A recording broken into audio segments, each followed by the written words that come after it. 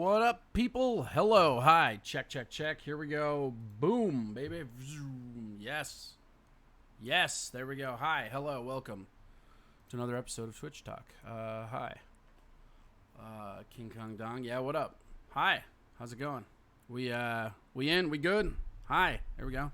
Let's, this level thing seems kind of weird, huh? You'll notice, it's a little bit of a background noise today. I have to have the fan on. It is muggy as fuck, and I had it over there a little bit, so you might hear this guy right here. Whoops.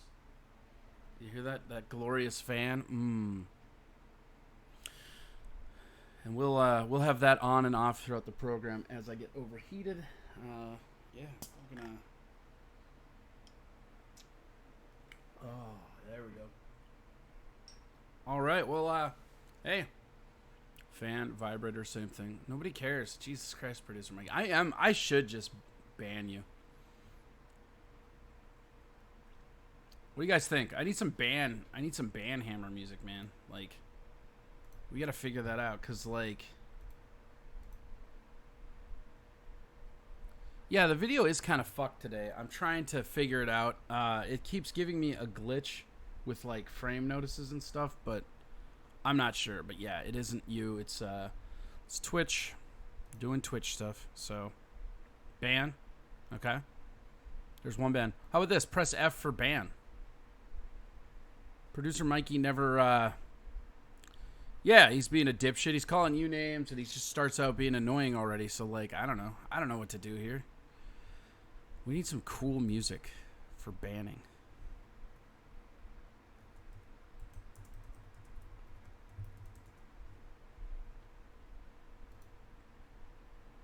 Hey guys, do you... No. Time out in order? Yeah, we could just time them out, right? Is there audio? Yeah, you can't hear me? I mean, people are interacting with me, so yes, there is audio. Eat a dick. Uh-huh.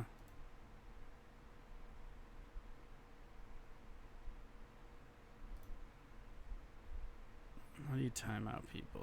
Let's find out.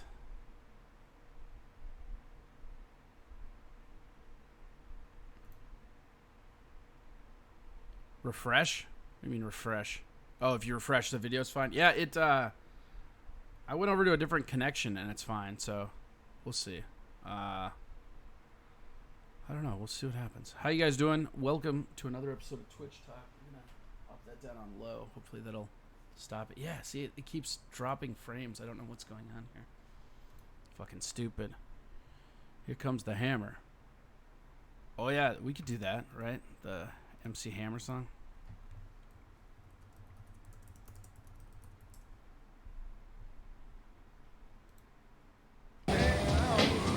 Show started about 10 minutes like I'm a show. Man, I'm not going to the movies again. We've been going there so much, they think I work there, man. I'm not going back there, man. Hey, let's go to the ball game. No more basketball this week, man. I done played out. There they are. That's them. Go to the house, man.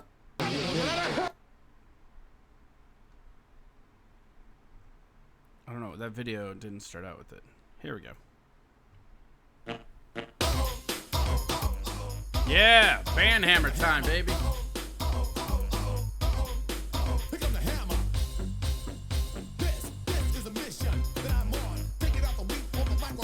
What do you think, guys? Should we ban him?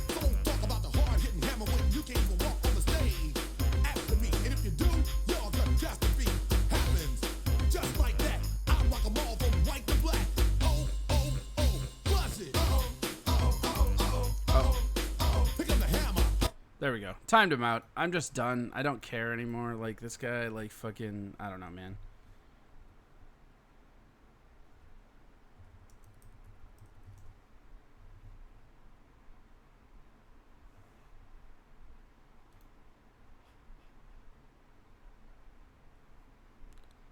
Yeah, there we go. It's what it is now. This is everything. All of it. All right.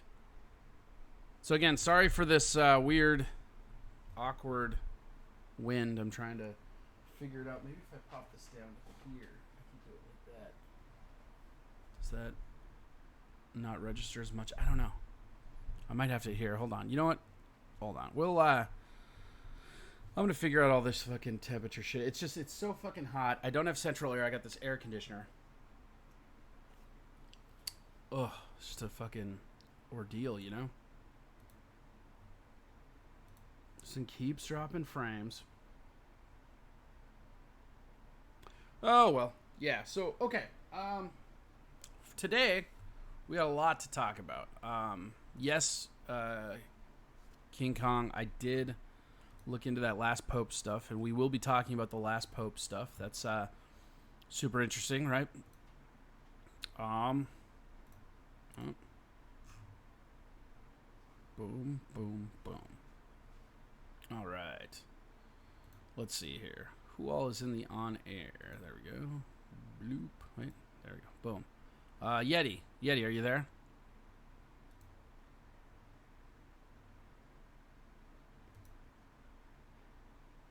See if he comes on. He might be working and not able.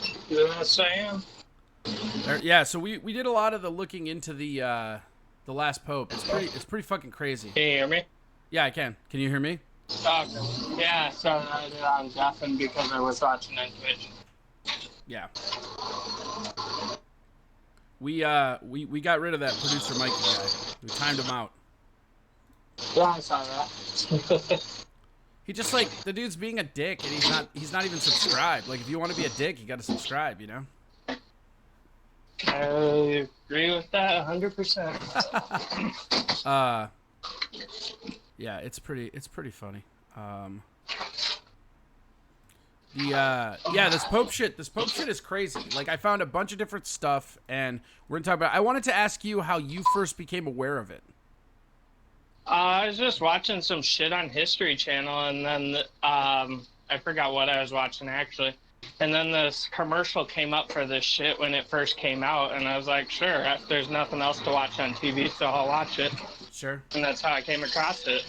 Okay. Well, thank you for your help. Thank you for backing me in the decision, and we're gonna get some magic talk here pretty soon too. So, be pretty fun. All right, buddy. sounds good. All right. That is King Kong Dong. Is Mikey Two Milks in there? Mikey, are you in the room? I don't know if he is or not.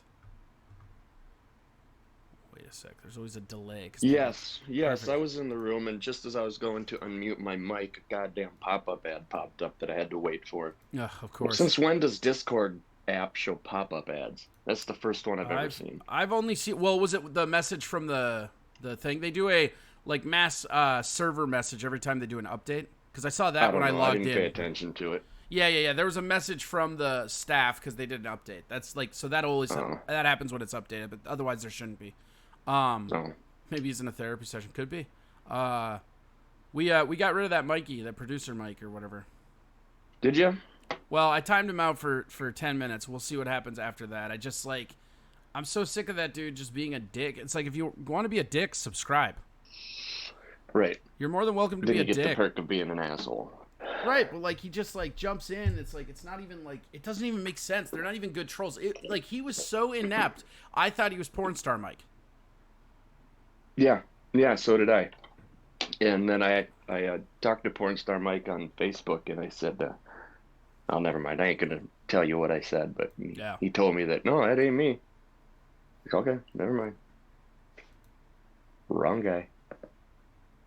Yeah, it's just weird. Whatever. And then he's like all like I walk in, and he's just like talking bullshit immediately, and it's just like I can't, not today, you know. And the main thing is that he made you feel bad, you know, like.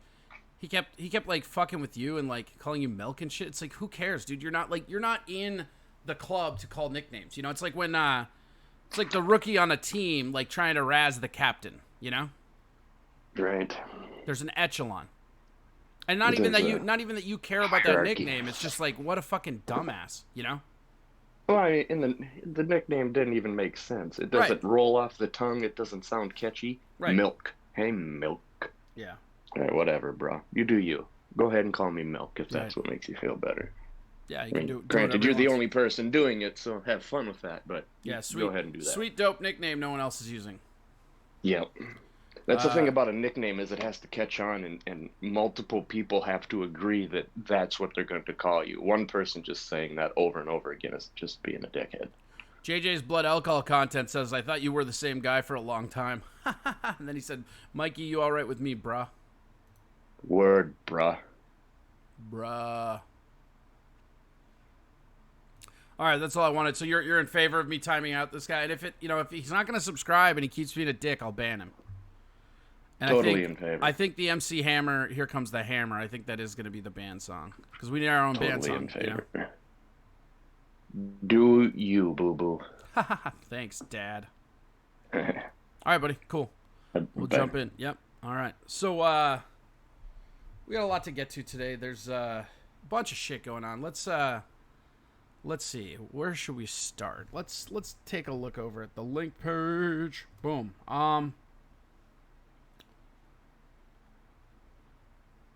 Yeah, I guess let's just roll into this last Pope stuff, right? So, which one? Is it this one? So here's an interesting thing, and this'll,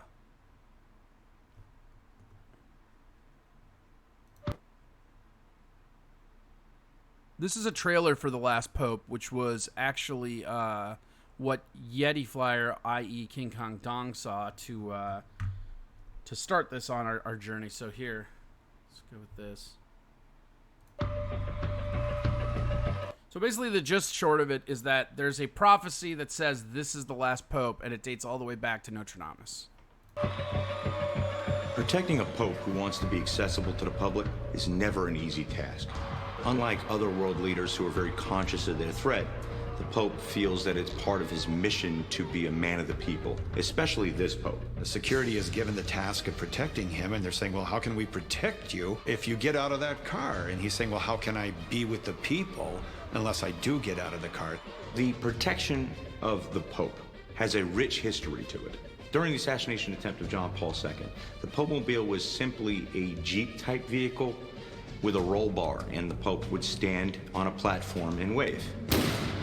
Because of the assassination attempt, they built a vehicle that, one, was armored, two, rose him on a platform surrounded by plexiglass. So he was still in an open top, but if shots rang out, they'd be likely to shoot from below, and they'd be hitting the plexi. It would give the Swiss Guard the opportunity to pull him down off the steps and protect him. This would be great if Francis was willing to use it.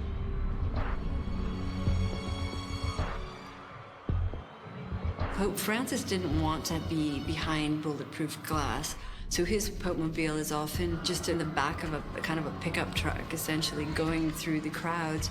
When he travels, Pope Francis likes to be in a Fiat or in sort of a cheap, moderate car because he doesn't want to be seen in a fancy car. So the United States Secret Service had a challenge in this. The Pope visited us in 2015. The first stop being Washington, D.C. Protecting the President of the United States, of course, is a very complicated job. But in a lot of ways, protecting the Pope is a lot more complicated. The Fiat in question that he rode in was not armored. Matter of fact, it was donated by a local dealer. It's a small Fiat 500 four-door hatchback, which is not the norm in a Secret Service motorcade. Therefore, what they had to do was flank the vehicle on either side by armored Secret Service SUVs, they were Chevy Suburbans. And in doing so, they created basically a block that if someone was to attack the motorcade, they could converge on and get him out of there. As long as he can touch the people, as long as he can kiss the babies, as long as he can shake the hands of the elderly and of the disabled people, he really doesn't care if he's safe or not. So, all right, so that's just a little bit of like the whole thing. So the main thing I wanted to start there with is that Pope Francis. So the current Pope, the Pope Mobile for sure. JJ Blood Alcohol Content said Sam Kinnison's Robo-Pope bit is hilarious. Yeah, no, it's real good. It's a really good bit. So, couple things. One, Pope Francis is a very different Pope. Even if you don't really like the Pope, you have to kind of respect the things that Francis does because, I mean, one, he named himself Pope Francis. That is like, that name signifies like being there for people who are poor, downtrodden. It was the patron saint of the children and the poor, and he was a Jesuit, so nobody's ever chosen that. Like, so with Pope names, everybody chooses this, right? Like they get elected pope and then they choose their name. You know, you got John Paul, you got Benedict, you got all these popes. There's one again, Pope Francis, who he chose this guy Francis, who again for poor people and children, but in all the years of the popes, he's the only one to select that name. So like that's an interesting little wrinkle to the whole idea of the establishment of the pope, you know, because like he could have like there. If he selects for somebody representing poor and impoverished people and the children, that should have made him like the 4th or 5th pope in that line. That's just what should have happened, but it didn't. So, and that's kind of like the thing. He's also the first pope that's not from Europe, so he's not in with this like weird thing. He came in and he literally uprooted a lot of what was going on, and a lot of what was going on seemed like a pedophile ring. Mikey Tumuk says, how do nuns get their name? Are they all named Mary Catherine at birth? Yeah, seems like, right? So yeah, it's a very interesting thing. There's a lot of weird stuff with this pope that never was seen before. You know, like he's not from Europe. He's not really controlled by that. He went after some of the pedophile rings. He did all this stuff that you would want a pope to do, but historically a pope has not done. He's pro-gay, he's pro women. I mean, like he'll watch, like he washed a gay man's feet or whatever, and that was a big huzzabub when it happened. Like the idea is that with this pope, this guy seems like the real deal. I mean, like he's from South America. I remember when he was getting elected or when they were voting on it. I remember this one story that I read about him, and I just thought it was the funniest thing ever. Is he was, what was it, cardinal or bishop or whatever the like highest thing is on that echelon underneath the pope. He was a very high person, and he was supposed to go to this meeting, and like they have this giant expensive limousine and they have all this stuff, and he said no, and he rode the bus.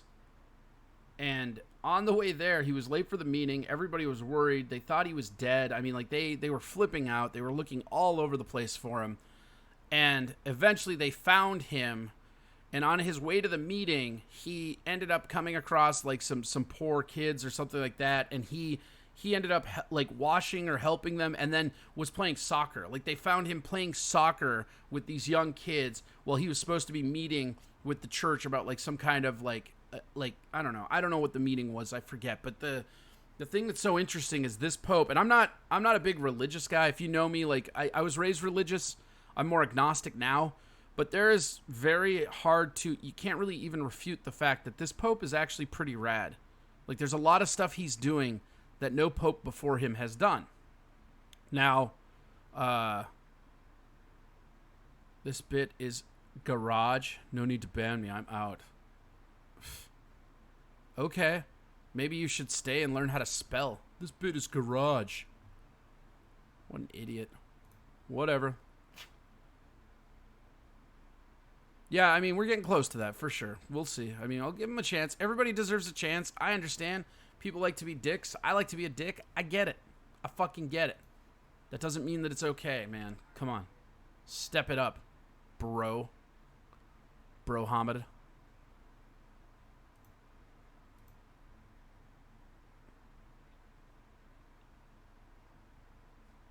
Krusty Grammar says, he is the Antichrist. Beware. Yeah, and so that's what we're going to transition into, is we're going to be talking about that, is that there is a prophecy, and it dates back to Notre Dame, about the end of the Pope. And let's see if we can...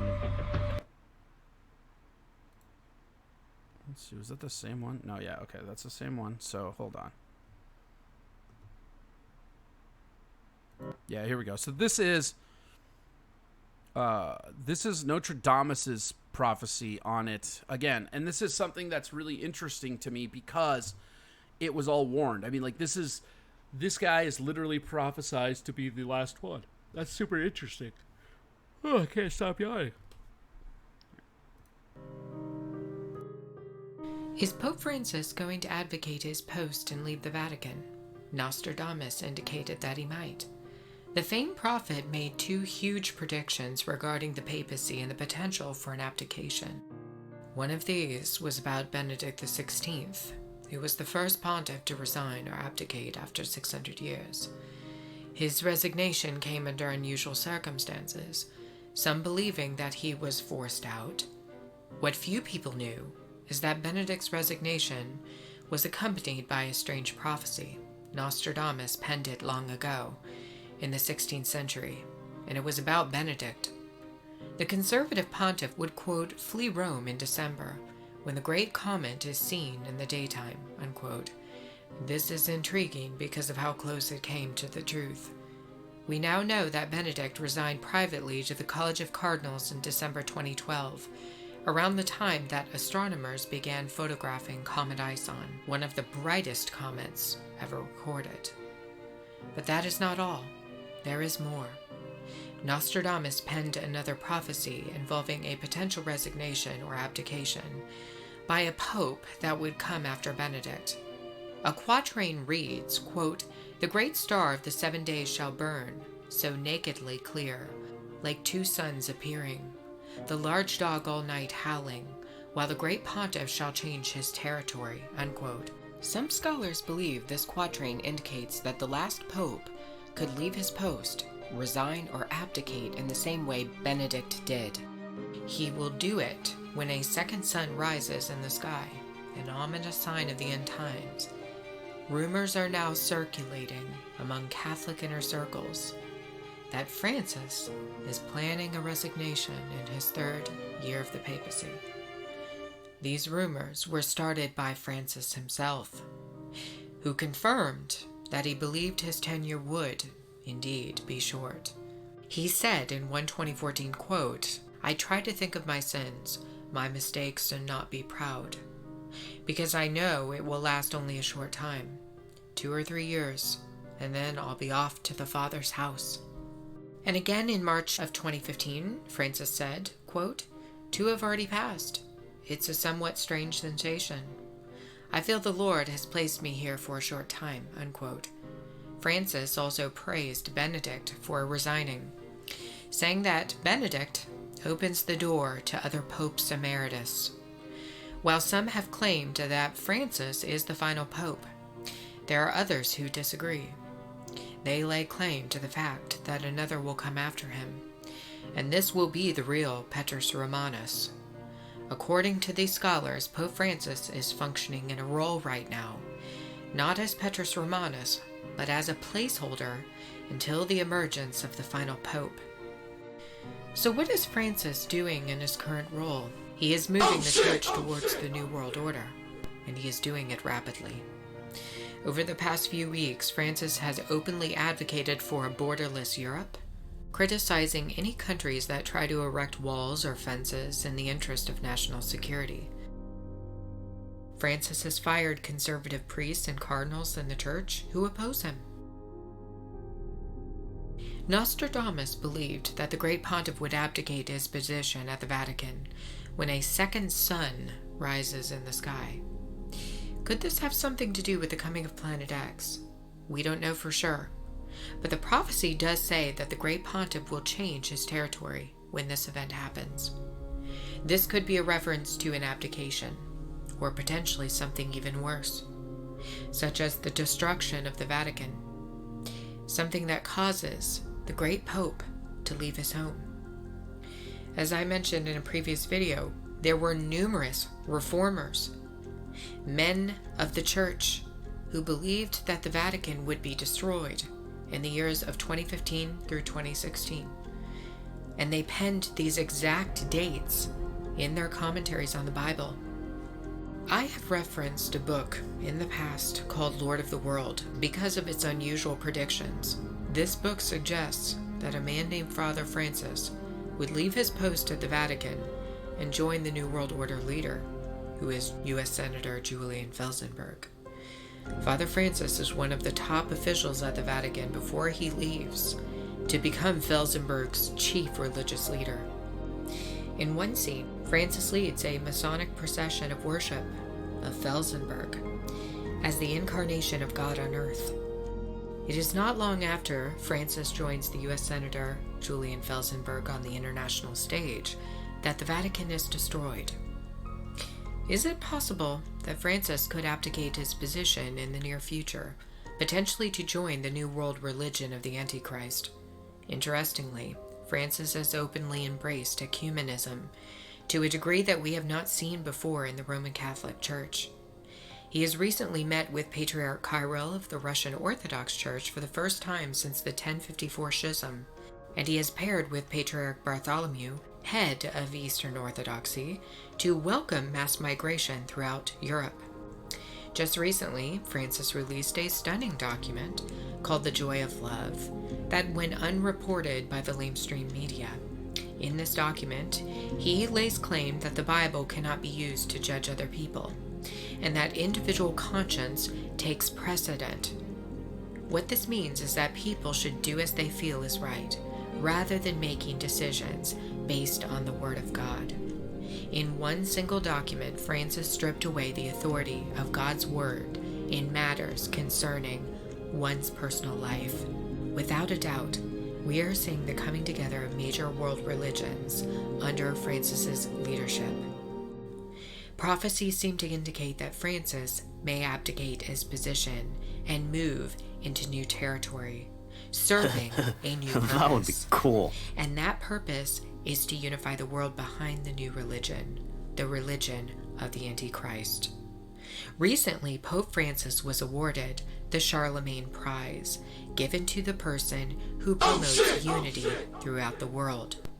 The prize is named after the world ruler Charles the Great, who was the first king of the Holy Roman Empire. Interestingly, Charlemagne was given a tremendous amount of power.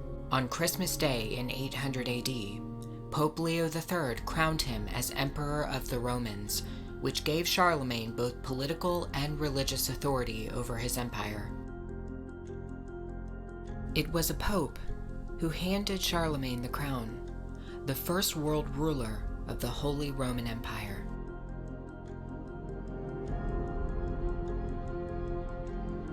So that's, I mean, let's do that and that. So that's where we're at right now, opt-wise. You seen the film about him, The Two Popes? Yeah, everybody's seen it. Charlemagne was a racist. Everybody in that era was a racist. That's probably accurate. The Pope's OG. Yeah, no, the Pope is OG.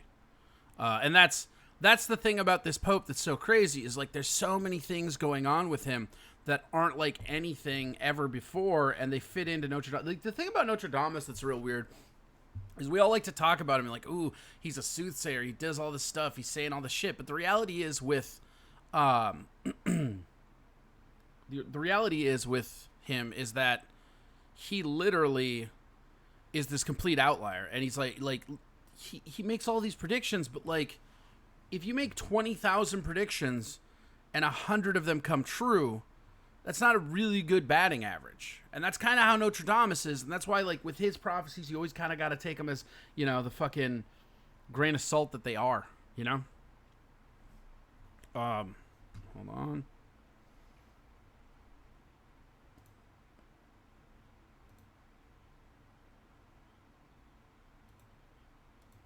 Okay, hold on. We're going to find this other one. Yeah. Ah.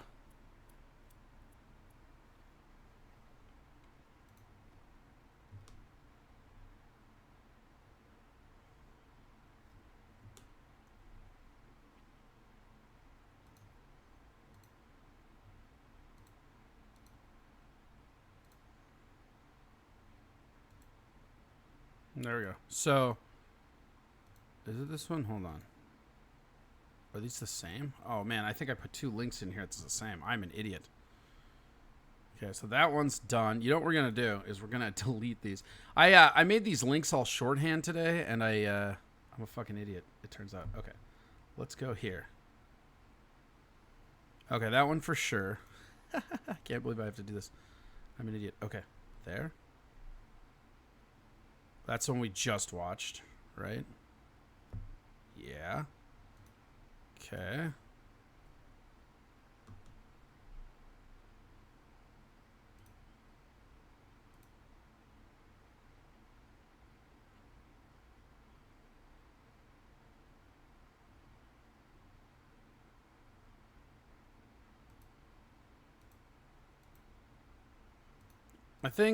I don't know if we've watched this one or not. Did we watch this? I don't know if we watched this. My brain's not here. Hold on. I'm going to put this on. You guys tell me if we've seen it. I feel like we watched the this resignation already, of Pope right? Francis, or even Because I've watched all of these. many say they saw it coming, or even sensed it. The resignation of Benedict XVI and election of Pope Francis has brought to light a series of past prophecies that allegedly predicted this. At the top of the list are the predictions of Nostradamus and Saint Malachy. Nostradamus, the French doctor, astrologist, and pharmacist, had supposedly prophesied many events that later came true. However, since many of the prophecies are vague or rather generic, they can apply to many situations. Within the writings of Saint Malachy, the situation is no better. According to writer Vittorio Mezzori, there are based on apocalyptic prophecies based on factual mistakes. Here we enter a topic that has little or nothing to do with a serious reflection. The prophecies of St. Malachy in reality are not his. They're a farce and apocrypha established in the 1500s about a power struggle during a conclave. They are false but certainly interesting because by chance a few of them will seem to be true. In theory, Nostradamus spoke about the arrival of a black pope. Pope Francis wears white, of course, but Jorge Bergoglio does belong to the Jesuit order, whose leader is informally known as the Black Pope. He's not African, but the term refers to the black priestly clothes he wears and his influence when it comes to decision-making. Saint Malachy, on the other hand, spoke about the Pope from the ends of the world. If this sounds familiar, it's because they're the same words Pope Francis said on the balcony the night he was elected. I miei fratelli cardinali sono andati a prenderlo quasi alla fine del mondo, ma siamo qui. Described in very vague phrases, there are no indications that their apocalyptic prophecies are any different than, say, the Mayan prediction, which foresaw the end of the world on December 21st, 2012, which obviously didn't happen.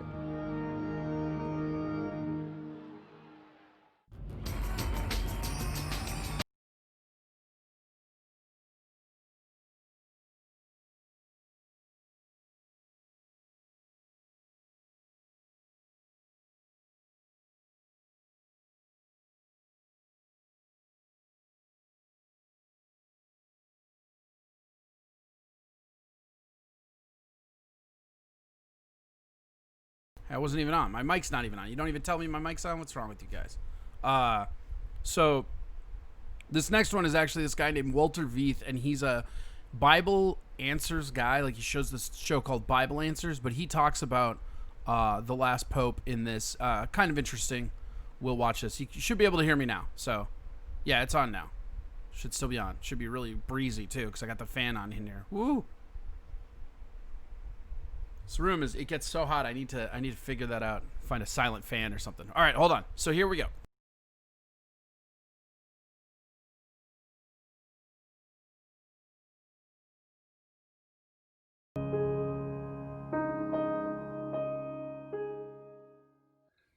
Welcome to Bible Answers. I'm Walter Veit.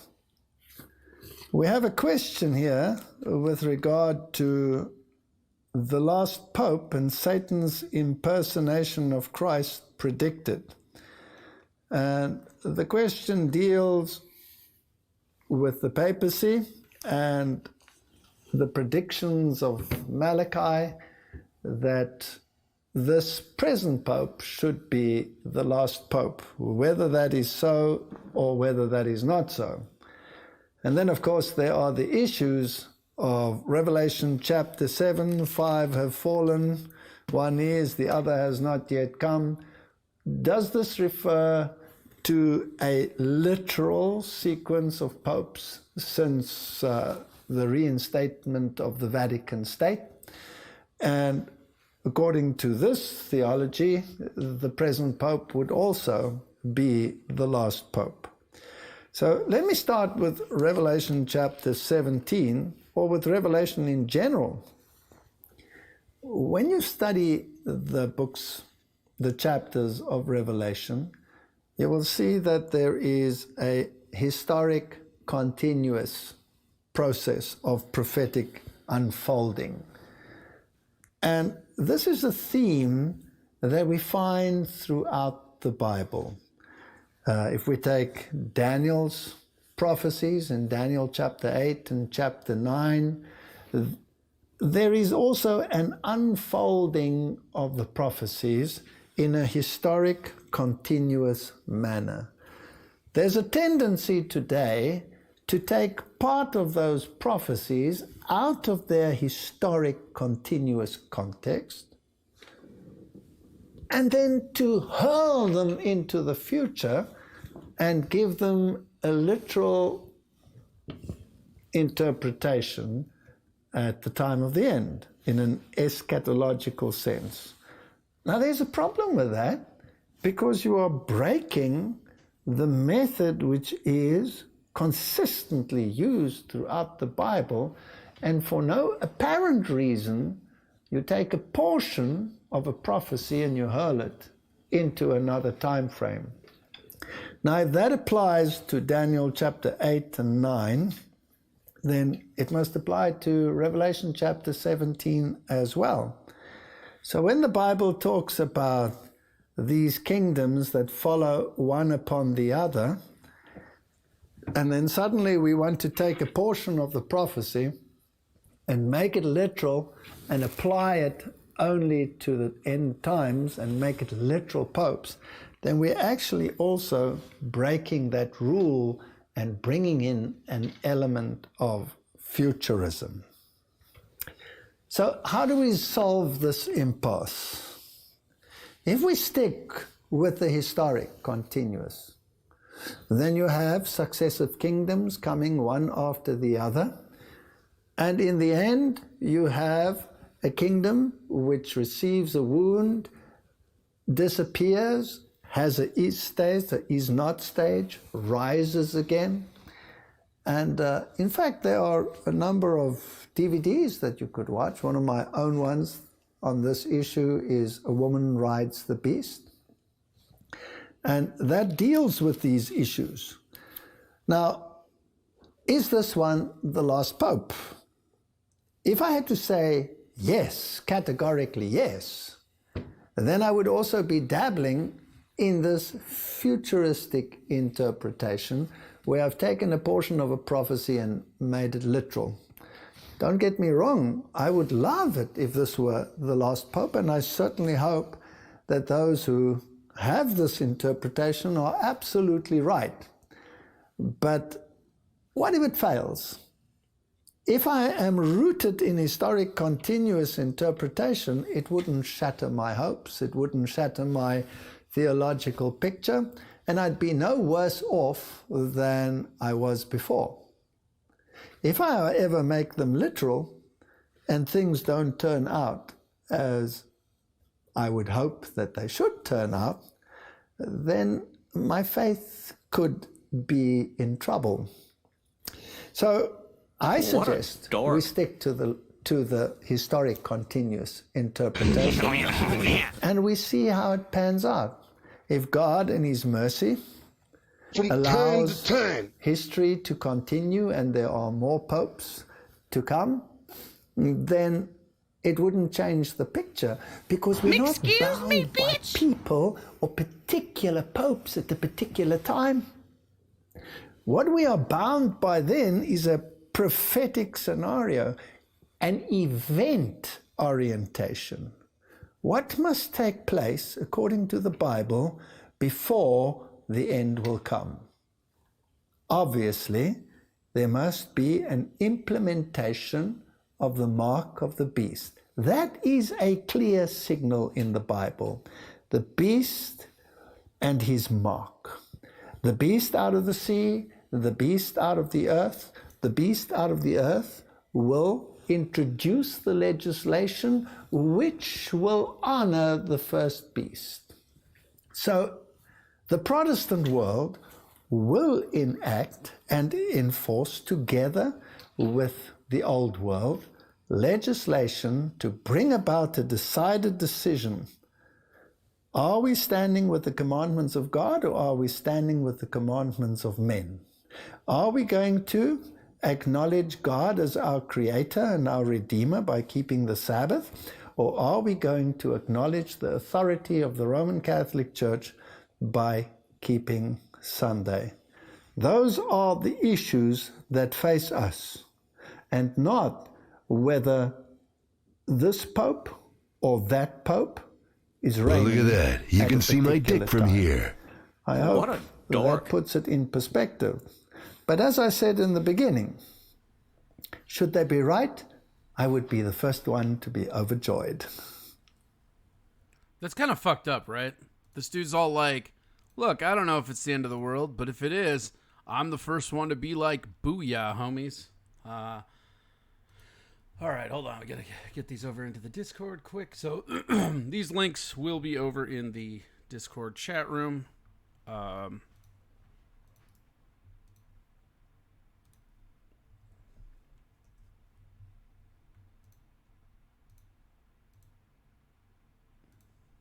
So yeah. Yeah, the Beavis and Butthead drops are great, right? I had a few of them, and then I was sent some because I had. Well, look at that.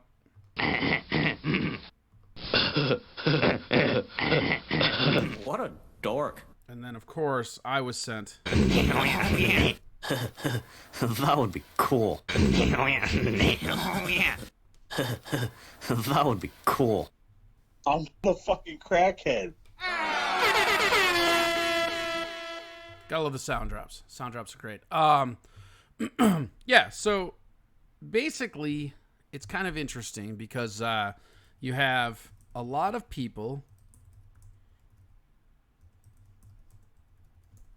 who are excited about this. Like, and you got to assume the people that are excited about this are the people that, like, have been talking about the like the decay of ethics and all this other stuff, you know. And then also remember the Fiverr website's really easy. There we go.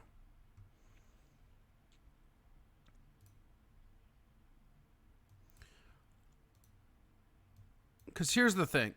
The Pope crowns the, like, king or whatever, right? And what if Donald Trump is the Antichrist and he somehow gets him to do that? I mean, it's pretty crazy, right? But the reality is it's just not a thing, you know? Or it could be, I mean, I guess. But this is him. This is from 2016. And this was him talking about the Pope as not being a Christian. Hear it? Should I read it to you? Okay. He actually said that maybe I'm not a good Christian or something. It's unbelievable, which is really not a nice thing to say. So it's a response from Donald Trump. It says, if and when the Vatican is attacked by ISIS. You know, ISIS, their primary trophy, very few people know this. I read this about 2 months ago. Nobody even believed it. Their primary thing, you've seen what they've done all over the Middle East. Their primary goal is to get to the Vatican. That would be their ultimate trophy. They want to do what they did to all of these magnificent artifacts and all of the beautiful museums that they've totally destroyed all over the Middle East, right? And I didn't know this. I read this like 4 or 5 months ago. I made mention of it 2 months ago, and everyone said, what are you talking about? They thought, like, I'm kidding. It's true. And now there are stories about it. Not big stories, but there are stories about it. And I was checked by one of the reporters that said, they don't want to talk about the... Then he called up and apologized. The big thing, they want to get to the Vatican. So, if and when the Vatican is attacked by ISIS, which, as everyone knows, is ISIS's ultimate trophy, I can promise you that the Pope would have only wished and prayed that Donald Trump would have been president. Because it's true. It's true. That's pretty intense. Because like, this would not have happened. That's pretty fucked up to say. Can we all agree with that? Like, hey, just so you know, when you get attacked, you're going to pray that I was in charge. Like, how can I make this about me? ISIS would have been eradicated, unlike what is happening now with our all talk, no action politicians. That's what's happening now. We had a General MacArthur. If we had a General George Patton, I mean, they'd be gone before they even got time to go over and check it out, okay? It's a ridiculous situation. The Mexican government and its leadership has made many disparaging remarks about me. See, the Pope was in Mexico. The leadership's meeting. Oh, Donald Trump is a bad guy. He wants to build a wall. He wants to keep illegal immigration. It's terrible. They don't say it that way. They say he wants people to stop having this and that. Look, I'm wise to them. I respect Mexico. I respect their leadership. Their leadership is much smarter, much sharper than our leadership. And that's the problem. That's the problem. Do you know we have a trade deficit with Mexico? Listen to this one. $58 billion. So when I say we're going to build a wall and Mexico's going to pay for it, these politicians all come up and they say, you can't get Mexico to pay. I say, yes, I can. They have no idea what I'm even talking about. You people do because you have some business people here, some good business people. Some of them I know. But Mexico's going to pay because the wall is $12 billion, $10 to $12 billion. That's a super job, okay? That's if you do a Trump wall, okay? Real nice job. Nice high wall. This is not a wall that they're going to drive their trucks over.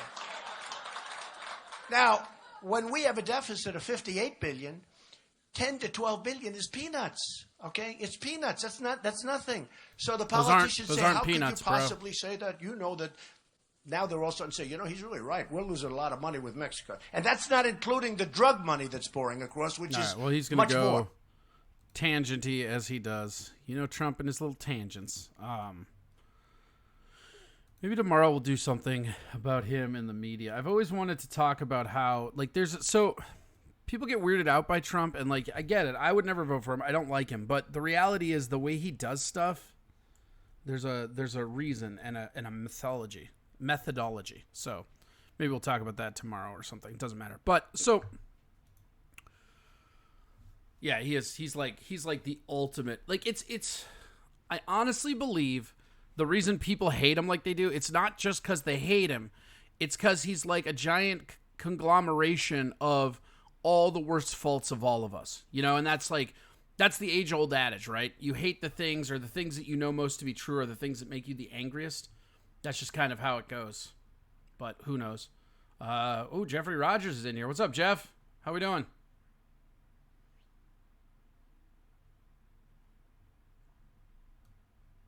Or not. Whatever. I'm good, dude. Sorry, I was doing a little work. I just got off of a roof in Champlin and signed up a new job, and I was just tuning in. I'm doing good. How are you doing? Nobody believes you work. Yeah, you can go that route. I don't really do much. I do play a shitload of disc golf. Yeah, no, that's probably fair. You probably do that. That's what I'm heading to go do right now. There's a new course called Donnie Galloway in Brooklyn Park that I'm going to go through right now and drag you around and see if I can entertain some locals. You really have been hitting the shit out of that frisbee golf lately. Yeah, I play, because jiu-jitsu is basically non-existent because of the pandy. Oh, yeah, I suppose. No yeah, contacts. But like, I don't know. Don't you, like, you got buddies. Like, there's no way you're not doing, like, black market jiu-jitsu roll sessions, right?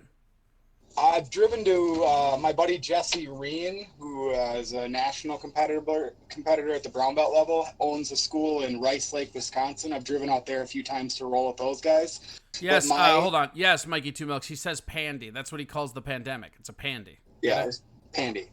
Yeah. Why do you call it that? I heard it on Whiskey Ginger, and I like the way it sounds. There you go. Pandy. Yeah, I like the way Cheeto Santino says it. It makes me giggle when he says it, so I just pass it along. I think everybody should call it that because it's kind of a big joke. Well, I mean, that's fair. It's pandy, baby. Yeah, the pandemic. Pandy. Pandy. I like nicknames for things anyways. But yeah, anyways, I went out to Origin BJJ in Rice Lake, and I've trained a few times out there, but it's a 2-hour trip in Rice both Lake? ways. Jesus Christ, dude. Yeah. Wait, so are they so they're open though? Yeah, Wisconsin's wide open. Everything from the Dells to, I mean, when I went out there a couple times, it's the only time I've been in a bar and ordered a cocktail afterwards. I'll go get a cocktail and, try to talk to people because you can't really do that here anymore. Yeah. Well, I had to do that a while back, I left town and went to go swimming because none of the pools here are open. Yep. So I had to go all the way out to Barron, Wisconsin to go use a public pool that ended up being the worst diving board I've ever come across. Yeah, you used to be a bit of a swimmer diver, weren't you? Yeah, I was a diver. I was all state and then all American, no big deal. High school, That's though, not awesome, college. dude. Like, but yeah. Well, and then so like it's just something I always do in the summer, and this is the first year that we're like this far into the summer, and I've only been diving once. Because I just can't. I had to go like fucking drive. What? I'm not taking a shot, but do you go out there and do you still like do flips and like have good form and everything with the way that you are? I would say my form is off. I mean, I can still throw a forward 1.5. I can throw a back flip. I can throw a reverse flip. I can. That's awesome. I can still do like an inward dive. Like so so to give you some like context, right? When I was in high school, I threw a forward 2.5 flip. That was my dive, right? I threw an inward 1.5. And I threw a reverse 1.5. Nowadays, I can't do that because I'm fat and out of shape. So that inward flipping shit has got to just be scary because you could be headbutting that diving board at high speed if you miss. I mean, I have had accidents. I mean, I remember like my junior year in high school, I was at an actual meet, and I jumped up and I didn't clear the board, and I was going. Luckily, I was just going for just an inward flip because like what happens is you get like 10 dives, right? And then what happens is as you're diving, like not that anybody cares. In diving, you have what's called you know what? I can actually look it up and show you what the dives are that I used to do. Here, hold on. Forward. That's cool. And then I also used to throw some stuff off the high dive, but let's see here. Oh yeah, and I do a forward 1.5 with a full twist too. That was the other one. That's pretty fucking cool. I've never successfully been able to flip. Not on a trampoline or anything. Yeah, so what was funny with me is when I was a kid, the pool would be open and I used to fuck around on the board. I just always used to love the board. And let's see if we can find it. So yeah, okay. Here's pike. So this is what I used to throw it to. Except I used to throw it tuck, but it doesn't matter. But so this is for people that don't know, this is a forward 1.5. So this I can still throw. I still go to the pools and I can still throw this.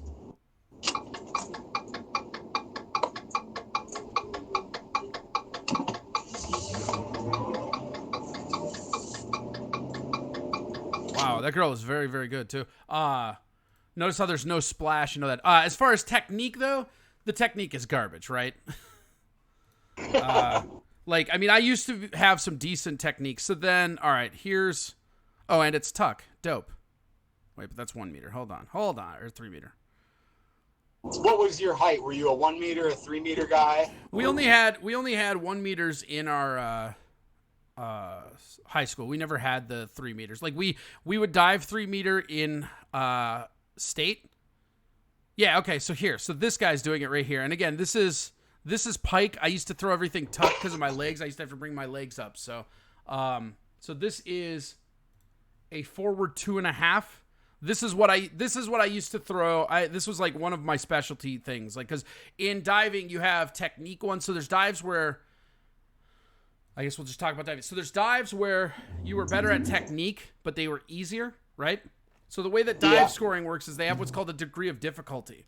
And so I was always known as this guy. My technique was always pretty trash, but the degree of difficulty that I was throwing meant that if I got 7s and 6s, I would still beat people that were throwing dives that they got 8s and 9s on. So because you're technical, because the degree of difficulty escalated your score. Right, because you get a multiplier by the degree of difficulty for your score. So like for instance, like with a 1.5, people would throw a 1.5 and they'd be getting 9s. I would throw my 2.5 and I would be getting 7s, and I would end up with a higher score than those 9s, even if I threw 6s. So this is hold on. Yeah, so this is a 2.5 forward. This is what I threw in high school. And it's just 2 flips straight away. Let's watch it again. And I'll tell you, that guy, that's really good form. The thing was, too, is, again, my form was never that good. And then, let's see here. Let's, whoops.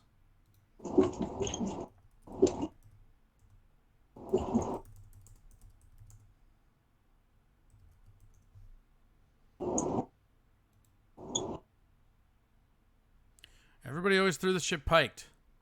So funny. Pike means that your arms are extended and you're extending your legs and you're kind of creating like a person sandwich, and a tuck is when your knees are to your chest. A tuck, you bring the knees to the chest. A pike, you're bringing your legs up. So the main thing is that with a pike, your legs are straight. With a tuck, they're bent, basically. Okay. That makes sense. Now, with the 3-meter board, or people that, like, let's say Olympic level, they're getting the same amount of rotation on a 3-meter that they do from the high dive, right? Because you got about the same amount of air time between the jump and the fall versus... Well, the 3-meter is the high dive. That's the first level of the high dive. 1 meter is just the regular board off the thing. And then 3-meter, and then 10-meter. 10 meters, so 10 meters usually don't have spring to it. It's just a platform. Right. And then the 3-meter is just a giant board. I mean, the 3-meter is the launch pad. Like, you can fucking go on a 3-meter. It's fucking crazy. Yeah, they had those at the middle school. I would jump. I was never had enough balls to climb up and jump off the high dive. Yeah. But the 3-meter board was a lot of fun to just do dives off of. Yeah, no, I mean, it's all pretty fun. Let's see here. King Kong Dong says, damn, I learned something new about you. Yeah, I guess. My buddy got 25 stitches from smashing his face on the board. Yep. Mikey Tumuck says, I used to be able to fly a motorcycle through the air when I raced motocross. 200 pounds at 60 miles per hour, flying 70 to 100 feet. Then I broke my back, and I haven't been the same since. Yeah, sounds like a story. I mean, most of the people I know that did motorsports had the same story happen to them. No Diggy says meters. What's this metric driving crap? Yeah, I don't know. Rusty Grammar says, yeah, Mikey, I'm paranoid about that. Anything over 10 feet makes my asshole pucker. Ellie, here you go, Jeff. Ellie says, I used to do martial arts. I was a junior Olympic champ. Then I dislocated my knee when I was sparring. Done. Yeah. I am the sex says, I used to play video games. King Kong Dong said, I used to be skinny. Mikey Two Milk says, I still play video games. That's a wow, Ellie. That's cool. Yep. No Diggity says, I dive in feet, Yukami. I dive in feet, Yukami. That doesn't. Have you been playing Warzone at all lately? No, man. I haven't had time for any video games as I yawn. Oh god. Ugh. Yeah, I haven't had time for any of that shit. Ellie says, I've never been skinny. That was my advantage when sparring. No one thought the big girl could move or kick headshots. Funny.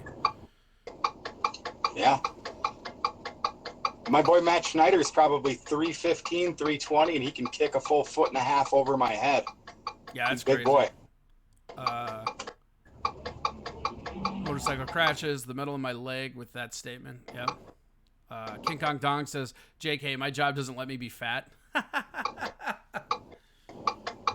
Were you a model? Yeah, you know, it must be. Rusty Grammar says, it's crazy the PTSD you get from serious injuries. Got hit in the face with a baseball, tried to umpire with a mask. I couldn't even trust the catcher enough. T. Thompson says, Warzone is pretty sick. Yeah, I was pissed off with the update because they took away plunder for like a week. That's the fun one that I like to do because it gives you if you do the regular Warzone, you die once, you go into the gulag, it's over, and you got to reset. That fucking sucks. I'm not very good at the gulag. I'm just learning the game. But plunder is cool because you can play straight for half an hour and just run around and loot. Oh, here I found it. So hold on, I found it. So this is the inward dive pike, which I used to. Also, there's sound in this one. Ooh. Yeah, right. So yeah, this was like my bread and butter. This is how I made my money.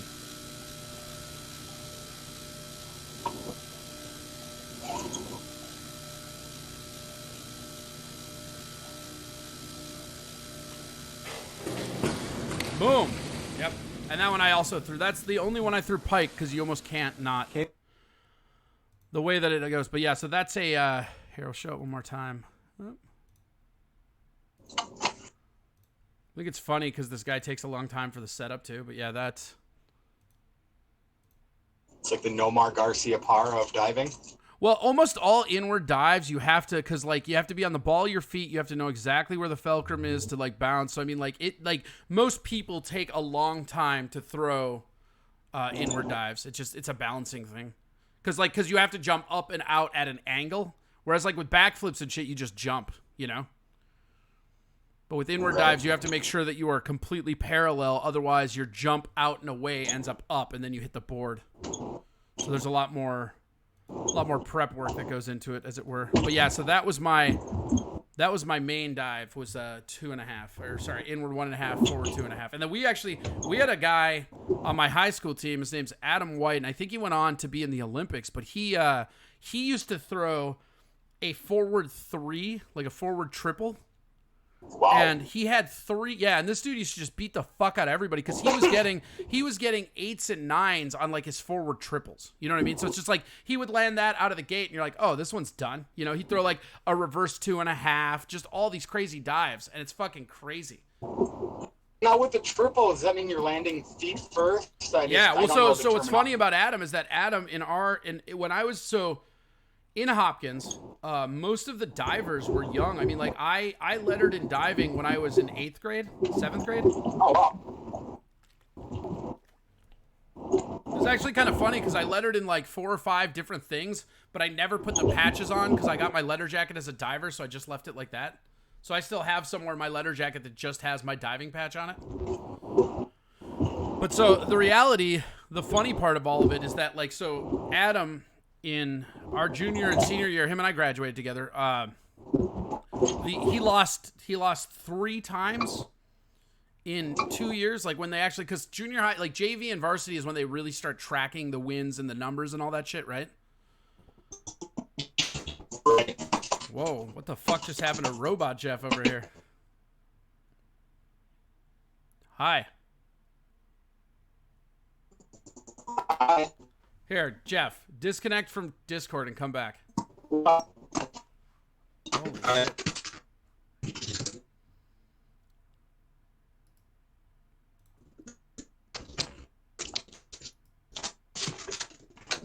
wonder if I just move him. Yeah.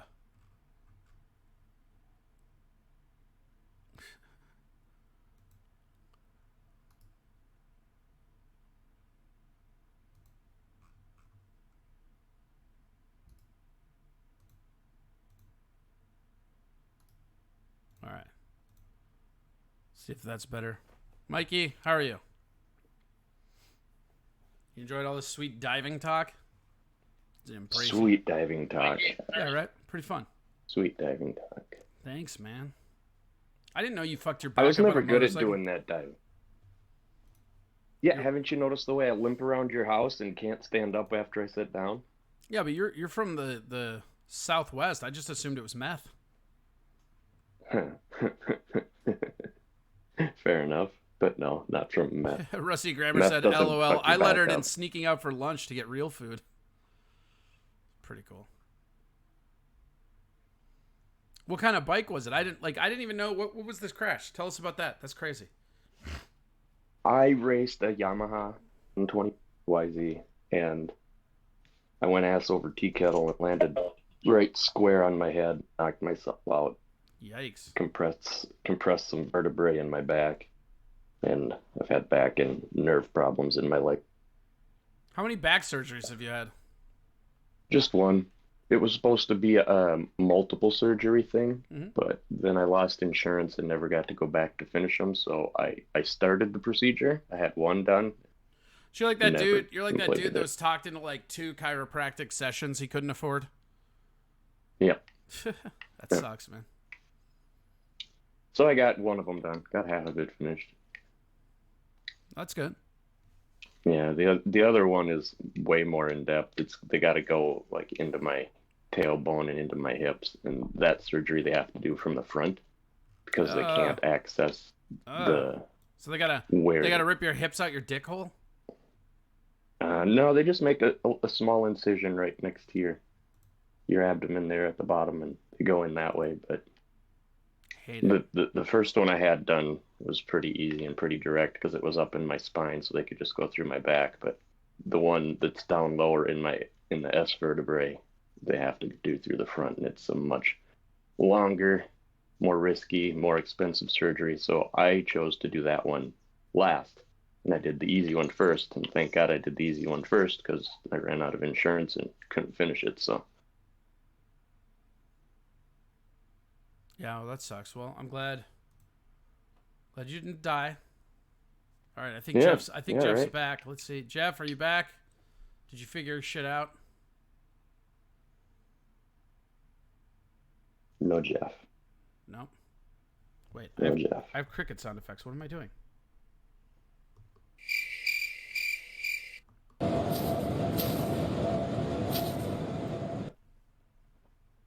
Still nothing. Still fucking Newton. Rusty Grammer said, and I ran my own junk food / soda sales out of a vacant locker. Burnix vending sales. Took a huge hit, and admin wanted to shut me down. Yeah, JR is busy disc golfing, probably. Yeah, I just got to the course and had to reset my speaker. Oh yeah. When I disconnect from the Discord, I have to turn my phone off and on. Yeah, well, you can also there's a settings button that you can just do it in the app. But yeah, when you change speakers, that's one thing that I don't like about Discord is it doesn't have an auto detect, but it's kind of cool once you understand what it's doing. Like, you know, oh, it's shit, it's this, and then you just have to redo it, you know? Do you have an Android? Well, I do like you have the an Android phone? aspect of it. Yeah, I do. Yeah, see, that's the thing about Android is Android's got some weird gremlins with Discord. My iPhone works perfect with it, but I've seen Android phones not work well with it, so. I just got to this Galloway Park, and all the holes are less than 180 feet. I'm throwing aces today, boys and girls. Nobody believes that.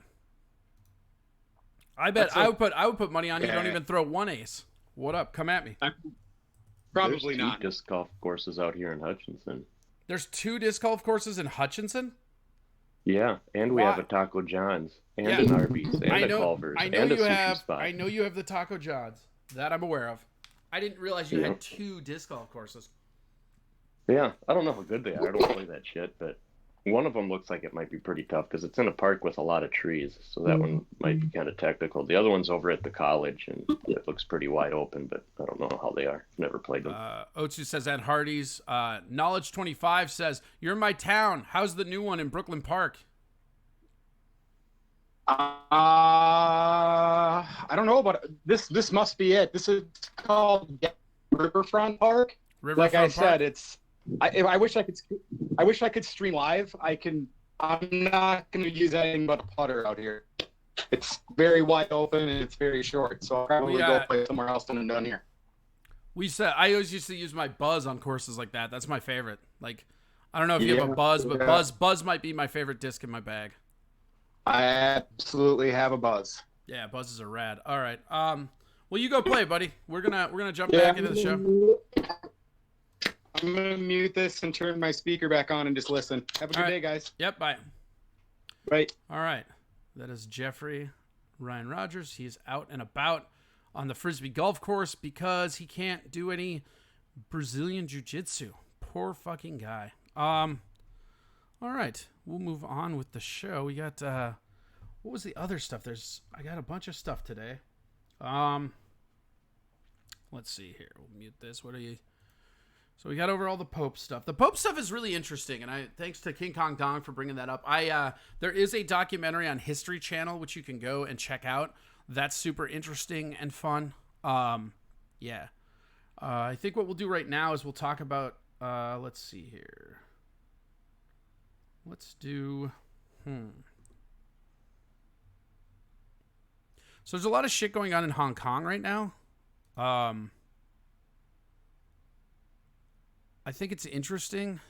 So we'll do this. We'll cover Hong Kong quick, and then we'll move on to the other subject. But this is this is our old friends over at China Uncovered. Always doing an awesome job. And when I use news outlets like China Uncovered and stuff like that, I will be posting that in both the Discord and the regular channel just to make sure that they get their due promotion, because I think that this guy's doing a phenomenal job covering the news. So, yeah, here we go.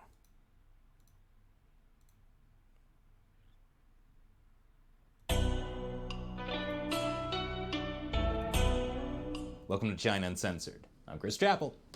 There's a very thin line between large Chinese companies and the Chinese Communist Party. But the Pentagon has just rolled out with a list of 20 Chinese companies that aren't just close to the Communist Party, but to the party's military, the People's Liberation Army. The Trump administration has drawn up a list of companies from China that have ties to the country's military, which may lay the groundwork for fresh U.S. sanctions. They include tech giant Huawei, the video surveillance company Hikvision, as well as China Mobile and China Telecom, both of which are publicly listed in New York. This is a big deal.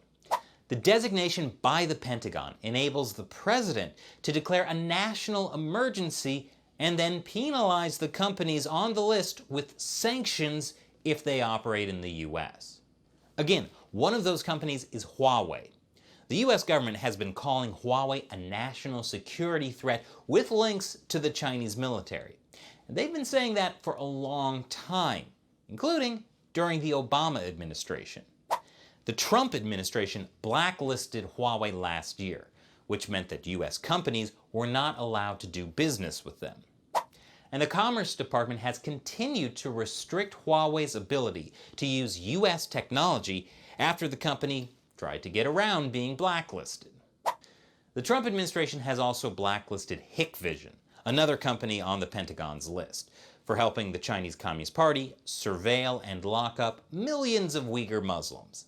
This new list of 20 companies tied to the PLA didn't come out of the blue.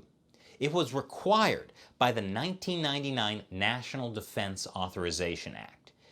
Basically, when President Clinton pushed for China to enter the World Trade Organization, there were people who were like, you know China is run by a brutal authoritarian regime that has talked about destroying America, right? So, Congress inserted this requirement into that year's National Defense Authorization Act as basically a way to make sure the CCP wouldn't use its membership in the WTO to get military tech that could be turned against America. It allows the U.S. president to apply the International Emergency Economic Powers Act to Chinese military-linked companies operating within the United States. In other words, sanctions, which would be a serious escalation from the boatload of tariffs President Trump has already hit China with. It's not clear whether other administrations had previously compiled a list of PLA-linked companies, even though they were supposed to. Last year, a bipartisan group of congresspeople sent a letter to the Pentagon requesting the latest list. And the Pentagon released this new list in response. Now, most of the companies on the list are state-owned, and many of them are doing business with U.S. companies. Like how in 2012, China's AVIC set up a joint venture with General Electric. Or how China's CRRC got contracts to supply passenger trains to Boston, Philadelphia, Chicago, and Los Angeles. Like I said, this is the first time the Pentagon has released this list publicly. But it doesn't mean that sanctions against these companies will happen. It only means they can happen. The Trump administration may be using it as a bargaining chip. Last year was the year of, let's make a deal. But this year, the trade war kind of got overtaken by the CCP virus. This is Trump in a recent interview with the Wall Street Journal. I think the trade deal is a great deal, but ever since we got hit with the Chinese plague, I feel different toward everything having to do with China. Chinese plague? I'm sure that won't offend anyone. But anyway, there seems to be growing momentum in the Trump administration for decoupling the U.S. economy from China.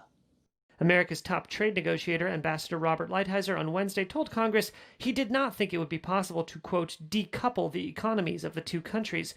Trump contradicted Lighthizer in a tweet Thursday, writing, quote, "The U.S. certainly does maintain a policy option, under various conditions, of a complete decoupling from China." But there is a flaw with the Pentagon list. Though it claims companies like Huawei are owned or controlled by the CCP's military, it doesn't address the fact that by Chinese law, any Chinese company has to help the military if they're asked to. They call it military-civil fusion. And according to the fine print of a new document that the CCP just released, China will ramp up joint military-civilian efforts to develop cutting-edge technologies. In other words, the Chinese Communist Party is completely erasing the line between itself, Chinese companies, and the military. And it seems like the US is finally calling that out. And now it's time for me to answer a question from one of you, a fan who contributes to China Uncensored through the crowdfunding website Patreon, so we don't have to rely on money from Chinese companies that are helping China's military. Kevin Dominic Aliaga asks, what do you think of the South China Morning Post? Is it a reliable source? Well, Kevin, I have mixed feelings about the South China Morning Post. But obviously I reference it sometimes, like I did a couple of minutes ago in this video. So, on one hand, the South China Morning Post does have some good reporting, and they're willing to be critical of the Chinese regime, at least in their online edition. Like this article from last November about how China is detaining Uyghurs at concentration camps and prisons. But it really makes you wonder why in October, when I picked up their print edition in Hong Kong, the front cover had a full-page ad that looked like this. Happy anniversary, CCP, for taking over China. And the front page lavished praise on Xi Jinping, the dictator who put all those Uyghurs in the concentration camps and prisons. You see, about 4 years ago, the South China Morning Post was bought by Alibaba, one of China's largest companies. And since then, the reporting, and especially the editorials, have gotten more and more of a pro-CCP slant.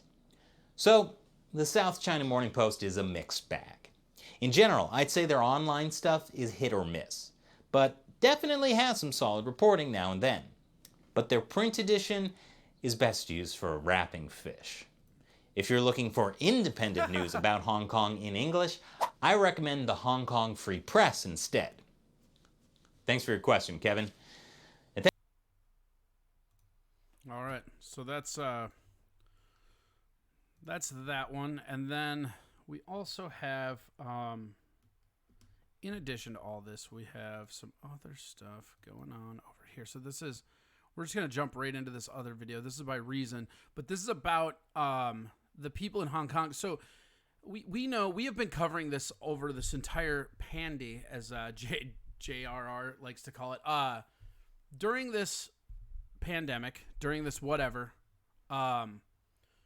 China has been front and center. Now, I personally have a godson in Taiwan, so I have a vested interest in watching China. So I've been watching China since my buddy moved to Taiwan.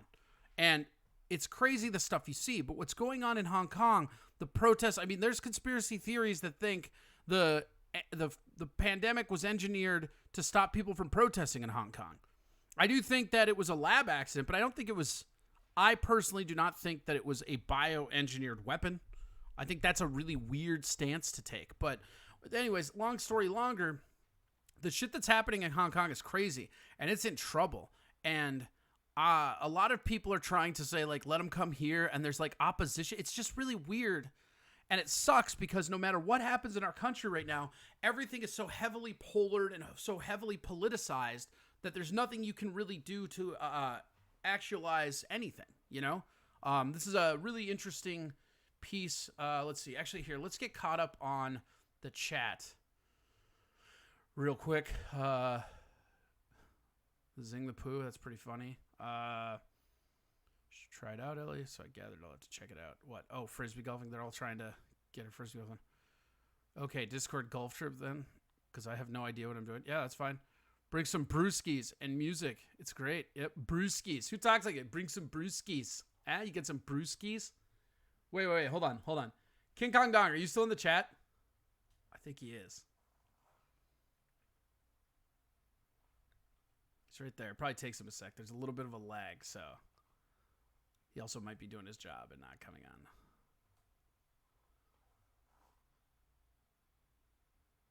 Give him one more second.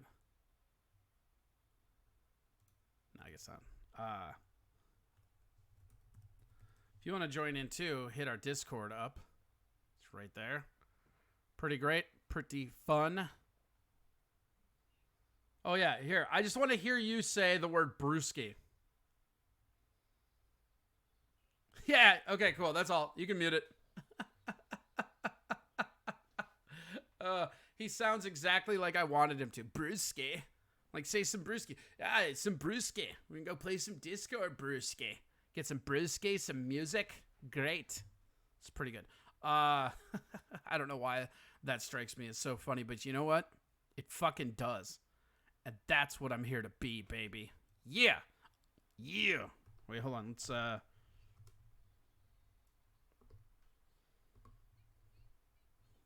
right.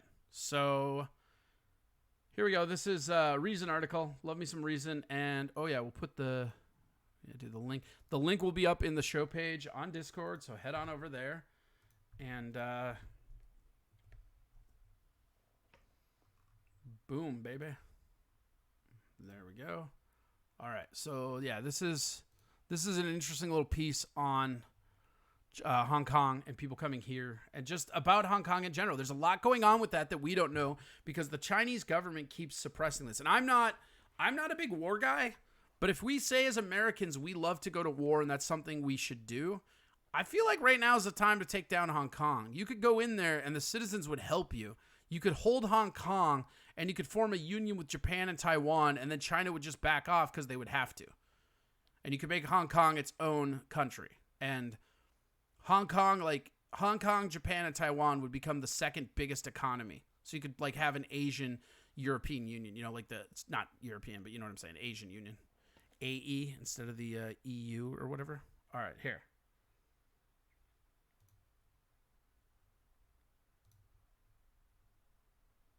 Hong Kong is a bastion of free expression, art, culture, and commerce. While mainland China was being ravaged by Mao's Cultural Revolution in the 1960s, Hong Kong was still a British colony and home to a radical experiment in free market capitalism. This thriving, bustling, dynamic city has been made possible by the free market, indeed the freest market in the world. Britain returned Hong Kong to China today, ending 156 years of colonial rule. By the time partial control was handed over to the Chinese government, creating the one country, two systems model, per capita wealth here had eclipsed that of even the UK. That experiment may be coming to an abrupt end. China's People's Congress adopted a national security law that would allow the mainland to clamp down on civil liberties, destroying the political freedom that made this semi-autonomous city a desirable place to live. The US government has threatened to revoke Hong Kong's special trading partner status and levy targeted sanctions to oppose Beijing's actions. But there's another foreign policy lever the government could pull that's nonviolent, humane, and beneficial to US citizens. Make it easier for Hong Kongers to leave by welcoming them into America. Not only would it be good for them, but it would also be good for the West. Ilya Somin is a law professor at George Mason University and the author of the new book, Free to Move: Foot Voting, Migration, and Political Freedom. He argues that the US should have an open door policy to Hong Kongers, and eventually mainland Chinese dissidents as well. The United Kingdom has already announced plans to extend visas for up to 3 million fleeing Hong Kongers. They would make important contributions to our economies, just as previous Chinese and Hong Kong immigrants and others from that part of the world have done. Second, this would be a very important victory in the war of ideas that is arising between the US and the West on the one hand, and the authoritarian government of China on the other. Those who could benefit most from such an escape hatch are critics of the Chinese Communist Party like Joshua Wong, who has already had a taste of what it's like to lose your civil liberties. He was arrested in his home in 2019 in an effort by Hong Kong officials to undermine a large protest planned for the following day, and he was barred from running for office because of his political party's stated belief that Hong Kongers should be allowed to determine the city's sovereignty by democratic vote. I would sum up this national security law as a speech crime. Once you call on President Xi Jinping to step down, you might be arrested, prosecuted. I might not be arrested by Hong Kong police, but arrested by Beijing appointed agent or secret police. The prosecution might not take place in Hong Kong. It might take place in mainland China. I might be locked up in prison in Beijing. That's a nightmare. What if before that happens, Wong and other Hong Kong activists had the option to get out? Democrats, they want open borders and they don't mind crime. Think of it. Even immigration hawks within the Trump administration, Soman argues, should appreciate that granting automatic entry to Hong Kongers would be a politically savvy move against the Chinese regime. Horrified by the difficulties faced by displaced Jews during and after World War II, President Truman piloted America's first refugee program, starting with a 1945 executive order followed by the Displaced Persons Act of 1948. America granted similar status to refugees of communist Cuba in 1966, and the Soviet Union starting in 1953, including Soman's parents, who left in 1979 when he was 5 years old. The U.S. government at the time recognized, of course, that part of the reason to do this was to help oppress people for its own sake, but they also recognized that it was an important moral victory for the U.S. in the Cold War struggle against the Soviet Union. Soman's Jewish family was considered a persecuted ethnic minority, but he believes all Hong Kongers faced with the loss of their freedoms should be given the opportunity to exit. Another Hong Konger at risk is Sixtus Baggio Lung, who voters elected in 2016 to the Legislative Council, but lost his position after showing up at his swearing-in ceremony draped in a banner that read, "Hong Kong is not a part of China." In 2018, the government sentenced Lung to 4 weeks in prison after convicting him of illegally trying to re-enter the legislature to retake his oaths. China's new law unambiguously criminalizes Lung's pro-independence views, which he explained to Reason in 2019. If Hong Kong remained under the ruling of CCP, we can never achieving like universal suffrage, like separation of power, like freedom of speech, like all kind of freedom. Once China implements the new law, all of Hong Kong's citizens will likely find their speech, movements, and other liberties increasingly curtailed. The national security law will just control the free flow of information and the free flow of capital. Soman wants the US to go farther than the UK by extending to Hong Kongers and eventually all Chinese dissidents an offer of permanent residency. To get into the US, people wait for years, including other refugees such as Syrians who are just blocked from getting in here. Would it be fair to let Hong Kongers and eventually Chinese dissidents jump the line in that sense? The way to remedy that kind of injustice is not to keep out Chinese or specific subcategories like Hong Kongers, is to address the issue by making it easier to let in more people in the future. There really is no line. Right now, Trump has virtually shut down letting in virtually any refugees of any kind. The Trump administration has been dismantling the refugee system, first by capping the number of people allowed in from Syria and other Middle Eastern countries, and then with his Remain in Mexico policy, which forces those applying for refugee status to wait outside the country. Politico reports that a component of the GOP's 2020 election strategy is to make an aggressive stance towards China a central issue and portray their opponents as soft on China. Soman says this presents an opportunity. If they're real China hawks, then they should welcome this opportunity to both get some of China's most talented people to come here, as opposed to stay in China where they will be under the control of that government, and at the same time win an important moral and political victory. Wong, however, has no immediate plans to leave Hong Kong. He says he's hanging around to resist the Communist Party's takeover of his city for as long as he can. I have no hope towards the government, but I still hope towards people and the global community. We can keep our momentum and let Beijing realize that how we never stop our fight.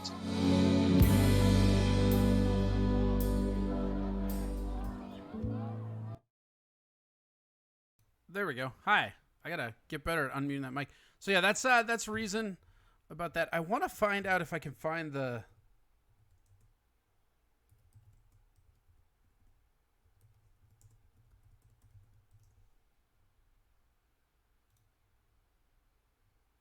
I want to see if I can find. Let me see. Hold on one sec.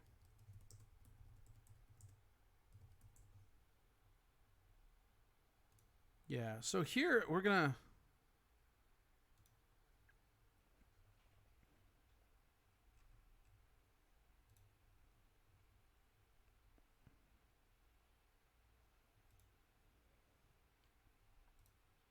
So, okay. Yeah. So I think that we have showed this on this show before, but I think it was like months ago, but it's kind of applicable. A lot of people don't understand what the Hong Kong protests are.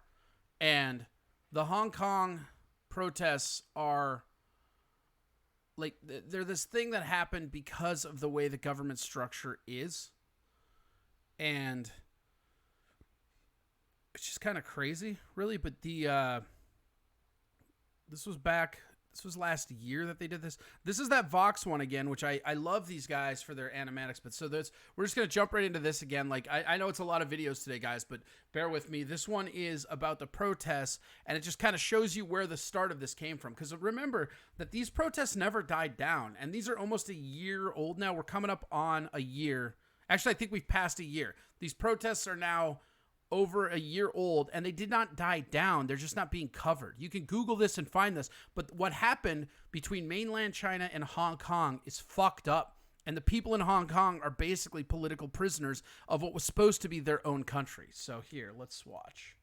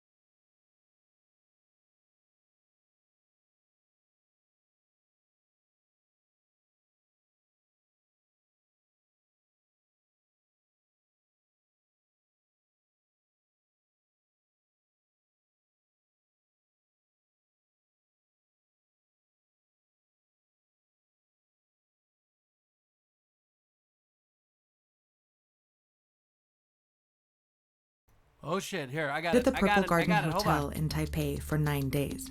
There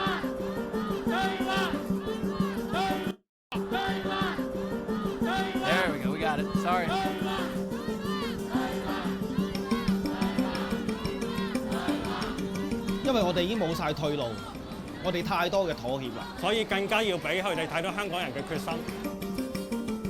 The people of Hong Kong are out in the streets. 呢個遊行對香港嘅未來可以話係歷史性嘅一刻咯，係香港。 Hundreds of thousands are demonstrating against a deeply unpopular bill. 呢個會影響全香港嘅市民咯。因為呢條條例對香港嘅傷害係非常之大嘅。 But this is about a whole lot more than a bill. It's about the status of Hong Kong and the power China has over it. It's a fight to preserve the freedoms people have here, and it all started with a murder.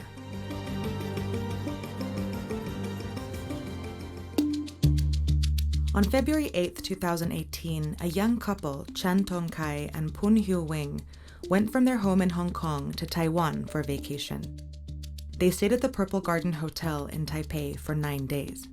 But on February 17th, only one of them returned to Hong Kong. There, 1 month later, Chan confessed to murdering his girlfriend, who was pregnant at the time. But there was a problem.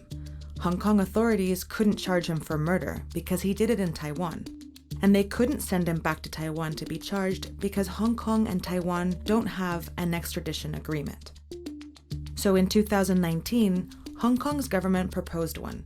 It would let them transfer suspects to Taiwan so they could be tried for their crimes.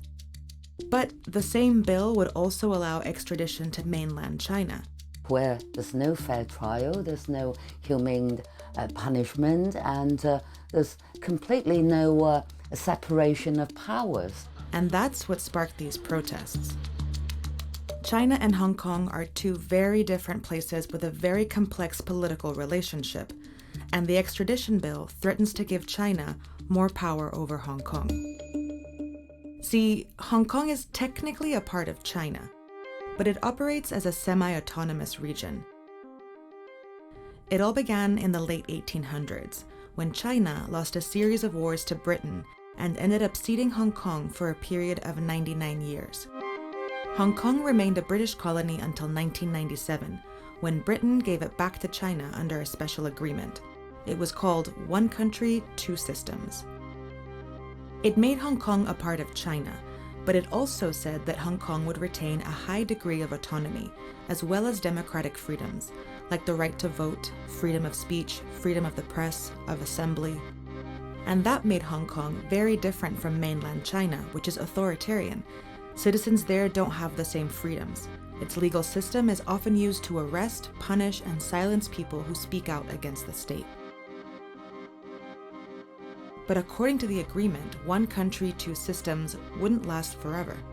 In 2047, Hong Kong is expected to fully become a part of China. The problem is, China isn't waiting for the deal to expire. Under the rule of Chinese leader Xi Jinping, pro-democracy leaders have already been arrested in Hong Kong, and mysterious abductions of booksellers have created a threat to free speech. But Hong Kong has been pushing back. In 2003, 500,000 Hong Kongers successfully fought legislation that would have punished speaking out against China. And in 2014, tens of thousands of protesters occupied the city for weeks to protest China's influence over Hong Kong's elections. Now, Hong Kongers are fighting the extradition bill because the bill is widely seen as the next step in China's encroachment on Hong Kong's autonomy. 因為我哋對呢個中國嘅法律係冇信心。任何一個市民，如果係大陸政權，佢係唔中意你，佢可以用一個任何嘅理由。如果那说难听点，如果他们条例通过，那就代表香港沦陷。The sheer size of these protests shows you just how much opposition there is to this bill. But if Hong Kong's legislature votes on the bill, it'll probably pass. And that's because of the unique nature of Hong Kong's democracy. For starters, Hong Kong's people don't vote for their leader. The chief executive is selected by a small committee and approved by China. And even though they're the head of the government, they don't make the laws. That happens here. Like many democracies, Hong Kong has a legislature with democratically elected representatives. It's called the Legislative Council, or LegCo, and it has 70 seats. Within this system, Hong Kong has many political parties, but they are mostly either pro-democracy or pro-China. In every election, Hong Kong's pro-democracy and anti-establishment parties have won the popular vote, but they occupy less than half of the seats in the LegCo. This is because when Hong Kongers vote, they're only voting for these 40 of the 70 seats. The other 30 are chosen by the various business communities of Hong Kong. For example, one seat belongs to the finance industry, one seat belongs to the medical industry, one belongs to the insurance industry, and so on. Many of these 30 seats are voted on by corporations. And because big business has an incentive to be friendly with China, those seats are dominated by pro-China political parties. When Hong Kong was handed over to China in 1997, Hong Kong and China made an agreement that eventually all members of the council would be elected by the people. But that never happened, and ever since the handoff, pro-China parties have controlled the LegCo, despite having never won more than 50% of the popular vote. The way it's structured, they want to make sure that. So we're gonna keep watching this, but I'm gonna stop it right there and just like, so they've never won an election, even though they've won every election. Like, this is what the Hong Kong protests are about. And people don't talk about this enough because there's not a lot of information out there. But basically what's happening is that mainland China has bought out the government and Hong Kong can just vote for figureheads. It's kind of like what happened in America, except it was just the two parties. So we'll go back and watch. The executive branch can have easy control over it, and that would serve Beijing very well indeed. Within this unique structure, the extradition bill has created new tensions and fueled anger among pro-democracy politicians, and it's driven hundreds of thousands of Hong Kongers into the streets. 其实民主的基础本来就是建立在人民上，所以大家都走出来，那你还能不重视这个事件吗？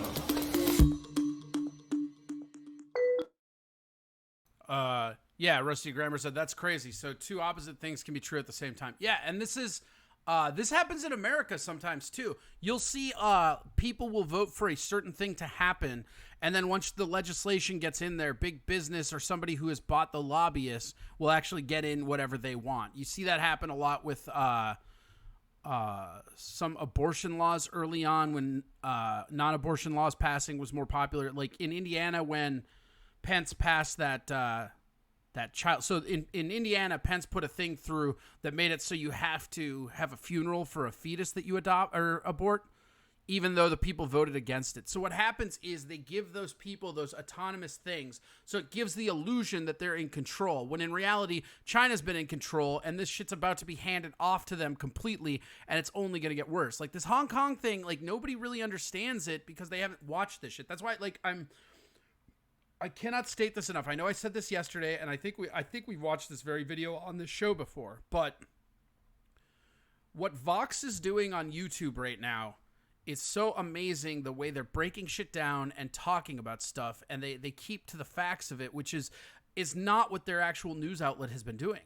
Their actual news outlet is very slanted to the left, and I catch them making up stuff all the time.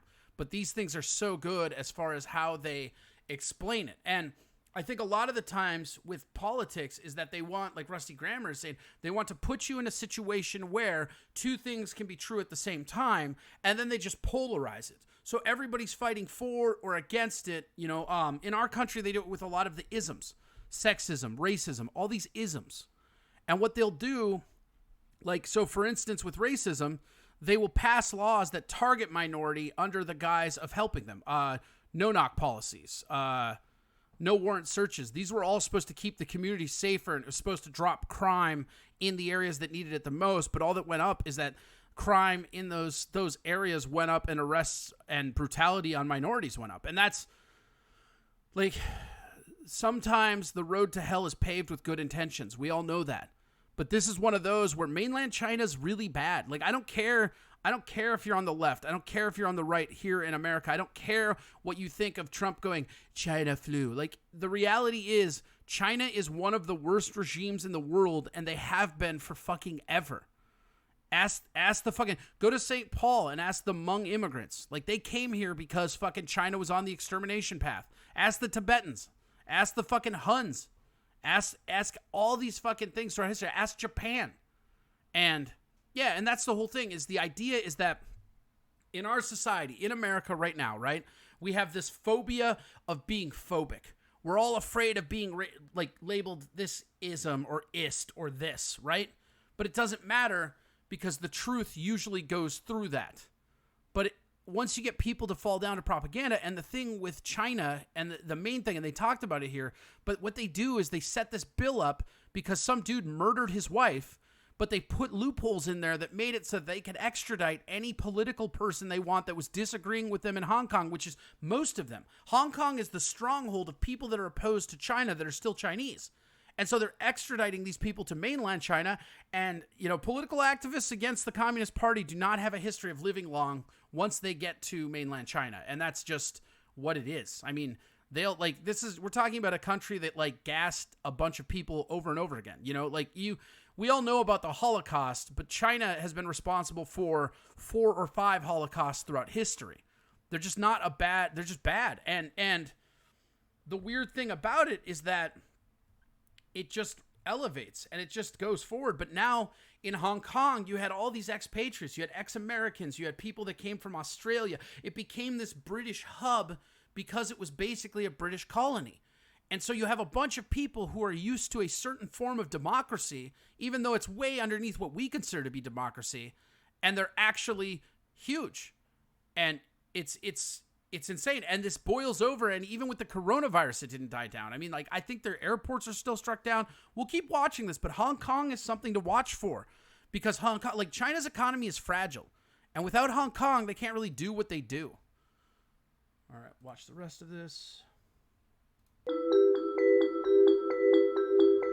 While this isn't Hong Kong's first protest against China's influence, it is the biggest. And many say this time is different because of the people involved. Professionals like lawyers and politicians are participating. Our legal sector staged the biggest ever protest parade. Even the but law it's young people are out people against who are them. at the forefront, since they have the most to lose. They are the first generation born under one country, two systems, and in 28 years, when that arrangement ends, they'll be Hong Kong's professional class. I won't be around anymore. It's their future, it's their Hong Kong. They have every right to fight it. 咁佢哋出嚟係唔係為咗自己，佢係為咗成個香港嘅未來。好感動，真係好感動。 The protests have convinced Hong Kong's government to suspend the bill, but that's not enough. Many want the bill withdrawn completely. 都係從頭到尾都係撤回，冇要暫緩。 That's because these protests are also part of a larger fight to push back against China's encroachment now, not just when time's up. 其實唔使2047年啦，我話俾你聽。其實你而家見到大陸政府其實一路已經將嗰條線推前。所以大家只係想為自己原本擁有嘅權利去出嚟遊行咯。我哋仲有好多機會去改變。 2047 is on its way, but it's not here yet. And until then, Hong Kongers still have a voice. History will tell whether we succeed, but even if we failed, history would say they did put up a fight and they didn't just take things lying down, and that's what we're trying to do too.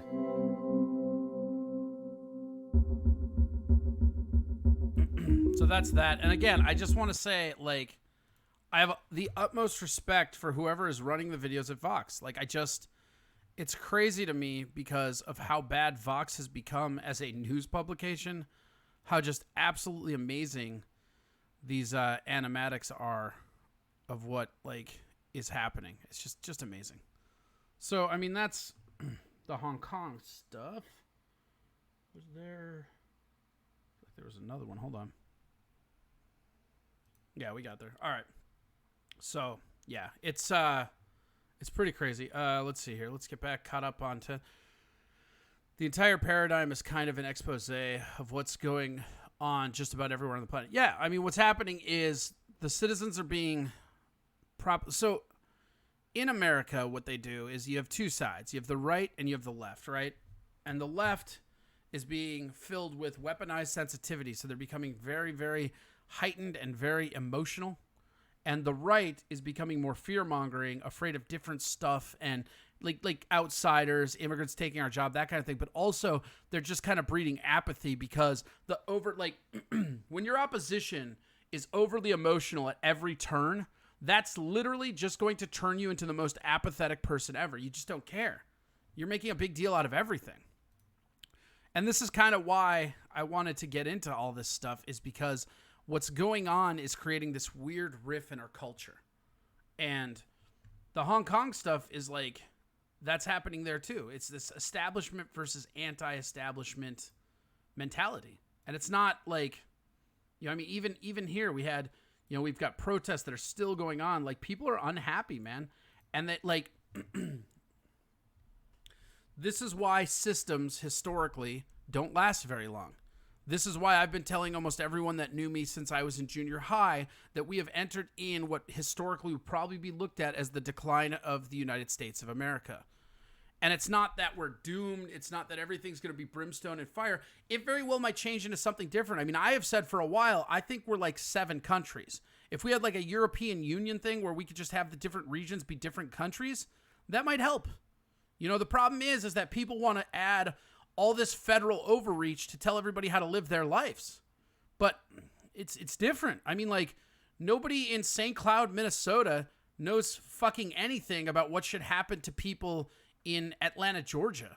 you know, and nobody in Birmingham, Alabama knows shit about how to govern people in fucking San Francisco. It's just, you don't do that regionally. Like, we have 4 or 5 states around us, most places, and it's basically 7 countries. Like, let me see if I can find a...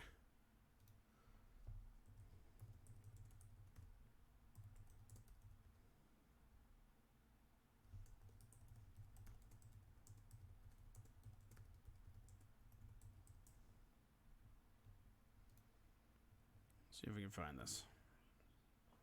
Yeah, go for it. What's up?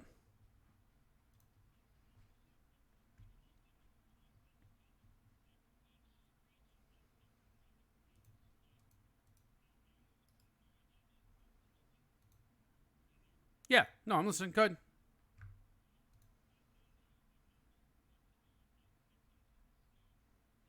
Right. Like, I lived in Vegas for 2 years. The 1 year I did... Wait, okay, sorry. Go ahead. Say that again. Sorry, say what you just said again. The desktop was muted. It's almost like the weather you were saying? Yeah, it's like the weather on like how like each region is different. We have different plans for the weather. We don't know what to fucking do here for a goddamn hurricane. Right, exactly. Right. Like, nobody down there could prepare for a blizzard. We couldn't prepare for a hurricane. That's absolutely correct. And then I got this. Let's see here. I'll show you. So here's the map, right? And like, let's see, we'll go here. Start green. So Washington, Oregon, Idaho, maybe even Colorado. So that's like one region, let's say. We might change these. Hold on. Let's just get going here. You know we're going to use purple for Minnesota, baby. Guess Michigan. Do we want Iowa? No. I feel like not.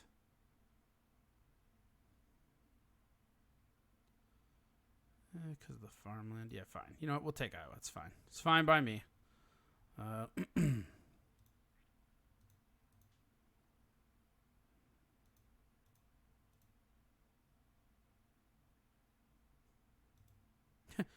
We're going to make Utah its own thing because Utah don't give a fuck. We're going to just keep doing. Hold on. Put that guy up there. Shrink it down. There we go. All right. What do we got here? What color? Let's go.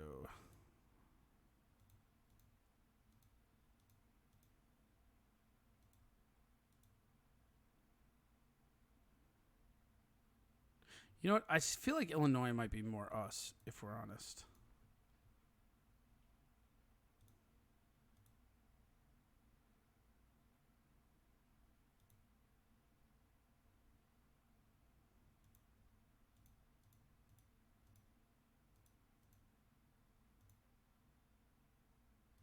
You got to add Texas to the group of Kansas, Missouri, Arkansas, and they're See, way more I don't- redneck than I don't- California. Yeah, you can't put Texas and California at the same.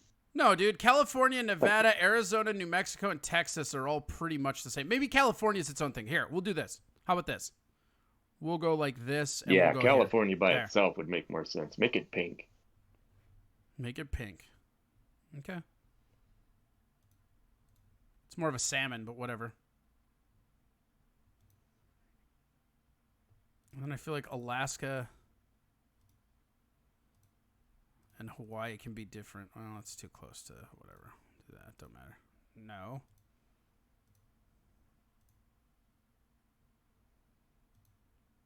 Yeah, we'll just leave Hawaii white. All right. So then you've got...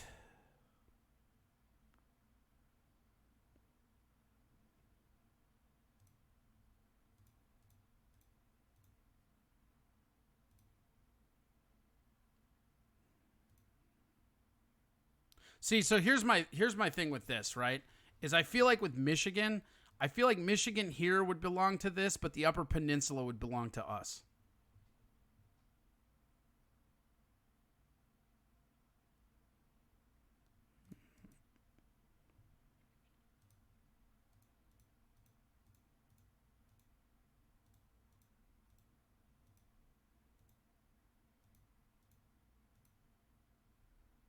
Leave DC white. So, yeah, I feel like that, maybe, but... Yeah. So that's what, like, our country is almost philosophically. Yeah, well, California and Utah are probably their own thing. And actually, you know what? We should probably actually give respect to Texas, because if we were re-dividing everything, Texas would be like, we're our own thing, because they were one of the last holdouts. So you know what we're going to do? We're going to give them that. So Texas can be its own thing, too. But that's what we're looking at in the country. This is the makeup of our country from an ideological standpoint. And what you would really do, honestly, with California is you would probably cut it to like where LA is, and that shit would belong up north to Oregon and Washington, and then underneath LA down like Santa Cruz, San Jose, or San Diego and all that would actually be part of the Southwest. So, but like this right here... This is the ideology split of America, basically. I mean, this is what we look like as a country right now. And all of these countries, like, let's see how many we made. Let's just count them up. 1, 2, 3, 4, 5, 6, 7, 8, 9, 10, 11, 12. I mean, I feel like these would be like territories, so we'll just go with mainland. And I feel like Texas and California, I don't know. I feel like California would break up and become up and down. But it's not rural versus urban. It's area. Because, like, rural Southerners and rural Northerners aren't very similar. Like, it's all mentality. That's the whole thing. And actually, why don't we do this? We'll put it up here. Whoop. Bloop. There. Grab it that one and put it there. Wait about it. Perfect. Perfect. Yeah, so... Yeah, but you can't really see it that way, huh? Okay, we'll go back to the other way. Fuck it. Wait, that, and that.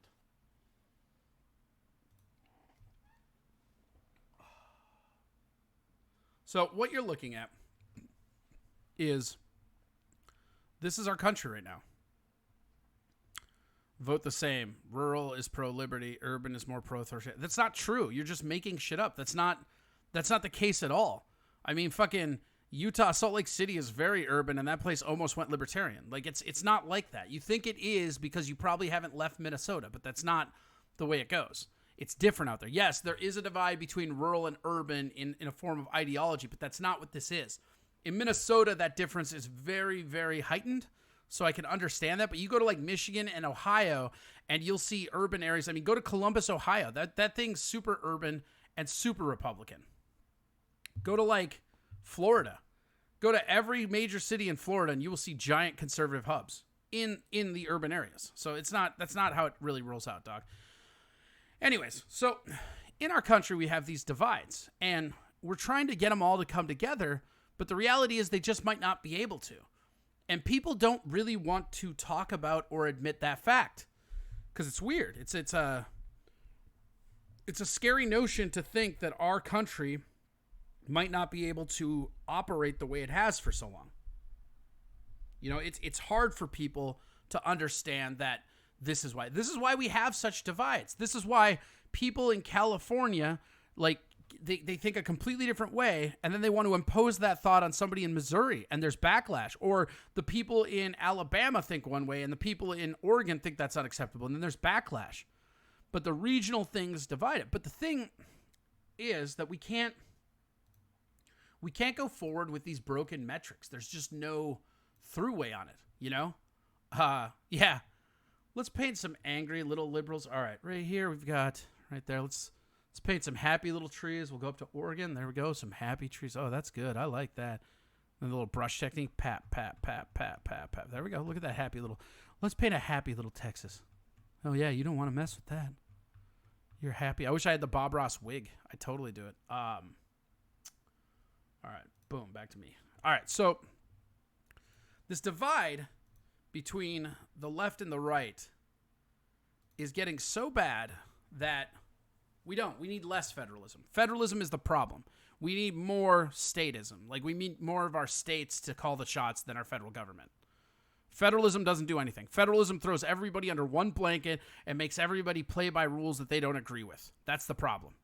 Like, what we need to do is set up more, we need more like sovereign nations almost. We need our states to be more like states, like they were set up to be.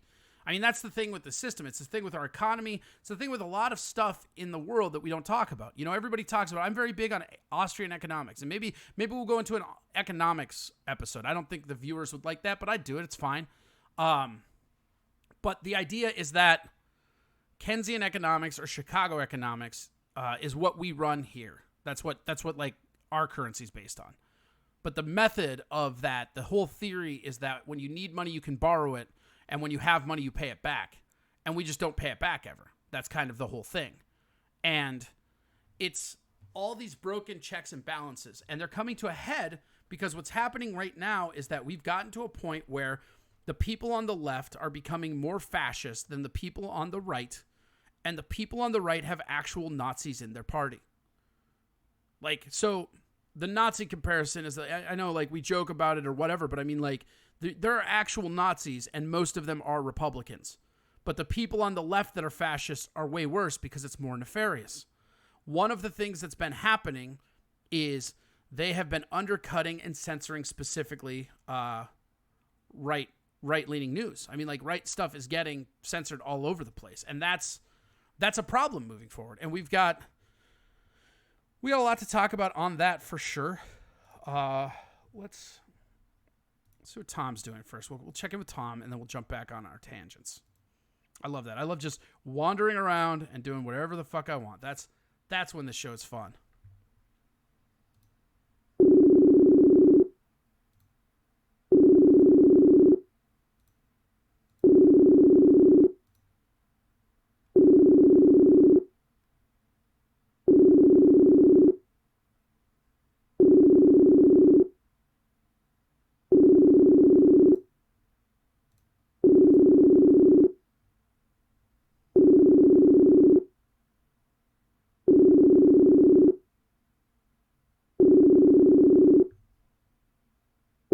Nope. Tom is at work, so it's hard for him to actually connect sometimes. So it's not a big deal. It's just kind of something that we get to deal with right now. It's fine. So let's see here. Hey, now, don't you loosely throw Nazis around? Your secret Nazi of a morning show host might start yelling. Yeah, I don't know. Look, I understand the jokes and I don't really care, but like, it's not something that resonates with me like it clearly does with Aaron because he loves those Nazi jokes for sure. Okay, so let's...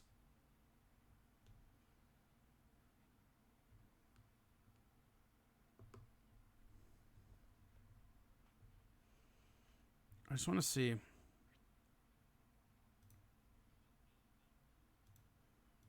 So first and foremost, what's happening... So in our country... We have all these different social media platforms, and almost all of them are owned by left-leaning people who are now getting to the point where they are popping in agenda points. And that's where the dichotomy is starting to come because such a vital infrastructure into our society right now is social media. Your Facebooks, your Twitter, your Instagram, all that stuff is how you get your message out there. And what's happening is a lot of people have been censoring. Twitch actually just removed Trump from it. But as a result, there's been this new startup company called Parler that is starting up, and it's basically a right-leaning Twitter for now, but it's intended to be completely open as a format. It's a very interesting thing. I created an account, and I was looking around it. It's interesting. Right now, it is a lot of conservatives, but like that's because they're coming in. But so let's... We'll go over to this. Hold on. So this is something because, again, the temperature of our society, the temperature of the room is flexing your ideology on somebody else and making sure those other people can't voice their opinions or their ideology. That's the thing. So here we go. This is about the new format. The new program is called Parler, which is kind of interesting. And let's see, I will pop that over in the... show page. Boom. Enter. Boom. Here we go. bias among social media hold on. giants. It isn't enough to highlight liberal bias among social media giants. There needs to be a way to fight back, an alternative. Now, I think it's easy to lose track of all actions taken by these companies, but here's an incomplete list of recent punitive steps taken. Personalities Alex Jones, Milo Yiannopoulos, and Laura Loomer have been permanently banned by Twitter. Candace Owens was suspended by Facebook for 7 days for saying white supremacy was not as big a threat to America as fatherlessness. Michelle Malkin was censored by Facebook for opposing the censorship of some of those I just mentioned.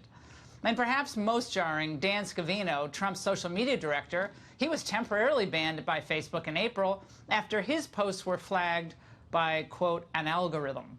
Now, one company is stepping into the breach, however, to solve this. Parler is a Twitter-like platform that was launched last year. It's already attracted a number of powerful people, including Senator Mike Lee and Trump campaign manager Brad Parscale. And My Corey next Adam. guest hopes that's just the beginning. Here now is CEO of Parler, John Mates. John, is this really going to be a Twitter alternative that conservatives have been seeking? I don't really like the idea of being an alternative Parler. platform. I think that it should be more of the platform that social media should have been when it was originated. I mean, the reality is they're acting more like publications rather than a community forum. And that's what should be created, is a community forum for people to discuss politics, whatever they'd like. So no censoring. If someone says something inciting violence, will you leave it up? Well, see, that's actually against the law. So anything that we kind of get involved with has to have some kind of constitutional violation, some kind of Supreme Court premise, something that says, hey, that's really not all right. There has to be a premise for it, though. We really don't want to get into the business of kind of determining what is and is not allowed. Correct, baby. There's already people calling it racist. To be discussed. Now, what's your platform for making money here? Is it, using, and I looked through your privacy statement. I always do that, believe it or not. I started looking through, and like in all these companies, they gather information, cookies, you can ask for your contacts to be shared, photos, everything. Most of that's boilerplate, to be honest. But I know, yeah. I read the boilerplate. I'm a lawyer. Yeah. The boilerplate's actually really important. Most people don't read it, and that's why they get in trouble. But how do you make money in this? Do you make money by partnerships and so forth with the information you gather? Well, right now, we're not good. No, we're never going to be selling any information, so there's that's not really in our business model. But what we want to do is kind of recreate what marketing should have been in a way that we're not targeting people, not using their information to find them. Rather, we kind of want to provide them with more of an old school approach to advertising, and that's what we'll eventually be doing, as well as influencer marketing, because that's really important right now, that influencers can convey the message better than individuals or than the page as a whole. Right. So someone who has a big media following, just like they have an Instagram, where you make money on Instagram or YouTube, you can make money. Maybe, is it Parler or Parlay? I'm hearing two different things. It's Parler. It used to be Parlay, but... you have to be... no one's going to say that, by the way. I'm going to change your name for you. Just call it Parler. It's actually the double meaning of going to a parlor, a beauty parlor, or a salon, a parlor. So I just say parlor. That is exactly what happened. Good. I think that's smart. But we're looking forward to seeing where this goes. I know Michelle Malkin, I think, and others are fascinated. I just might sign up later in the night. So that would be great. We've got a lot of people that are being censored, and a lot of people that just want to join a community where they can actually discuss without worrying about what's going to happen to them. You're offering freedom on a new platform called Parler. I appreciate it. Thanks so much. So yeah, that's and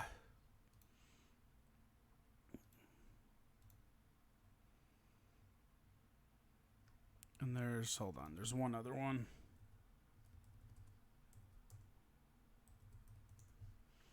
Hold on. I don't know why my shit's not working today. It's just that's one. Yeah, and the main thing about this Parler thing that's so interesting and so cool is that it ends up being this place that people can go to just be whatever they want to be. And it's funny because it's right now it's all Republicans. It's totally Republicans right now. Yeah, add me Corey Adam Comedy. I'm on there. I started this last night. I looked into it and I was like, oh, that's cool. And it's really interesting. I gotta say, like, I'm more libertarian than I am Republican. If you're a Republican, it's basically Republican Twitter right now. I anticipate that that's not really going to stay that way as more and more people get censored. Me personally, I had my first post censored 2 months ago, and then I got the next one censored a week after that happened. And that's why I created this Discord. I mean, like, it's literally trying to get stuff off of the main media platforms because there's no control. And as soon as they get to where they feel like they've gotten all the Republicans off, they're going to fucking come after the libertarians. That's just how this shit works. It's sad, but it's true. Here's Ted Cruz. I hate Ted Cruz, but, like, this is a pretty funny, like, you know, he got paid for this ad type shit.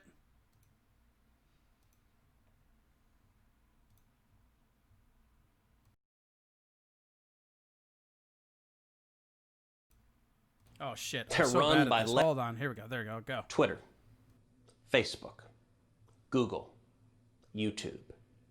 These are some of the most visited sites in the world. They're run by left-wing Silicon Valley billionaires. They have an unparalleled ability to shape what Americans see and hear and ultimately think. And they use that power to silence conservatives and to promote their radical left-wing agenda. Big tech has shown the ability to shadow ban or to silence whatever you say, whatever you post, without anyone ever knowing about it. On the flip side, if big tech has views that they want to promote, they can just collate your feed so you see only what they want you to see. Big tech is out of control, filled with hubris, and flagrantly silencing those with whom they disagree. From conservative media organizations to the President of the United States and millions of Americans in between. These actions don't just threaten our First Amendment rights and our free speech. They threaten the integrity of our elections and the future of our democracy. With another presidential election just months away, I'm working in the Senate every day to hold big tech accountable to the American people and to make sure that your voices are heard. That's why I'm proud to join Parler. This platform gets what free speech is all about, and I'm excited to be a part of it. Let's speak freely, and let's end the Silicon Valley censorship. Not a big fan of Ted Cruz, but, you know, still a pretty good politician when it comes to it. Right. There's one other one.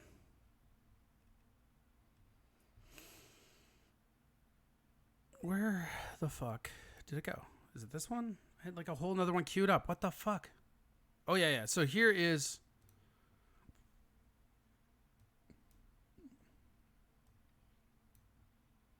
So now what's happening is the moment that this came out, right? So here's something interesting, right? I'm not an influencer. I am on there. Corey Adam Comedy. You can find me on Parler. Yeah. So anyways, also Twitter, YouTube, Facebook, whatever. Doesn't matter. The main thing about all this that's super interesting and funny to me is the moment that this came out, and the guy that runs it isn't even a conservative. I mean, he's a libertarian, but he's not a Republican. And this idea that speech is free and that we can all talk are that it's not accurate, right? And the moment that they came out with this event, like, this is the nature of our country, right? The Republicans embraced it and they're like, finally, a place we can talk freely. And then the left goes after it as like it's a Republican haven. So this is, in interest of being fairness, this is CBSN, right? And this is their morning show where they're talking about Parler. So here we go. Watch that. Whoops. Boom. There we go. Has caught the attention of some high-profile So notice, like, okay, so stop.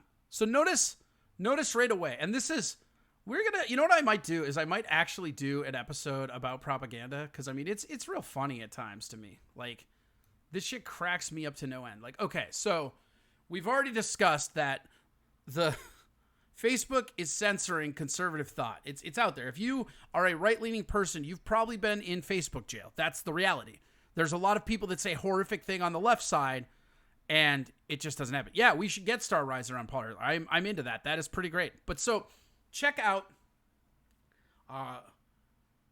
anarcho-capitalism for the win. Yeah, I mean, I guess like I'm not an ANCAP, but I do understand the argument. I'm a libertarian, which means I want like 10% more government than anarchists. That's what that means.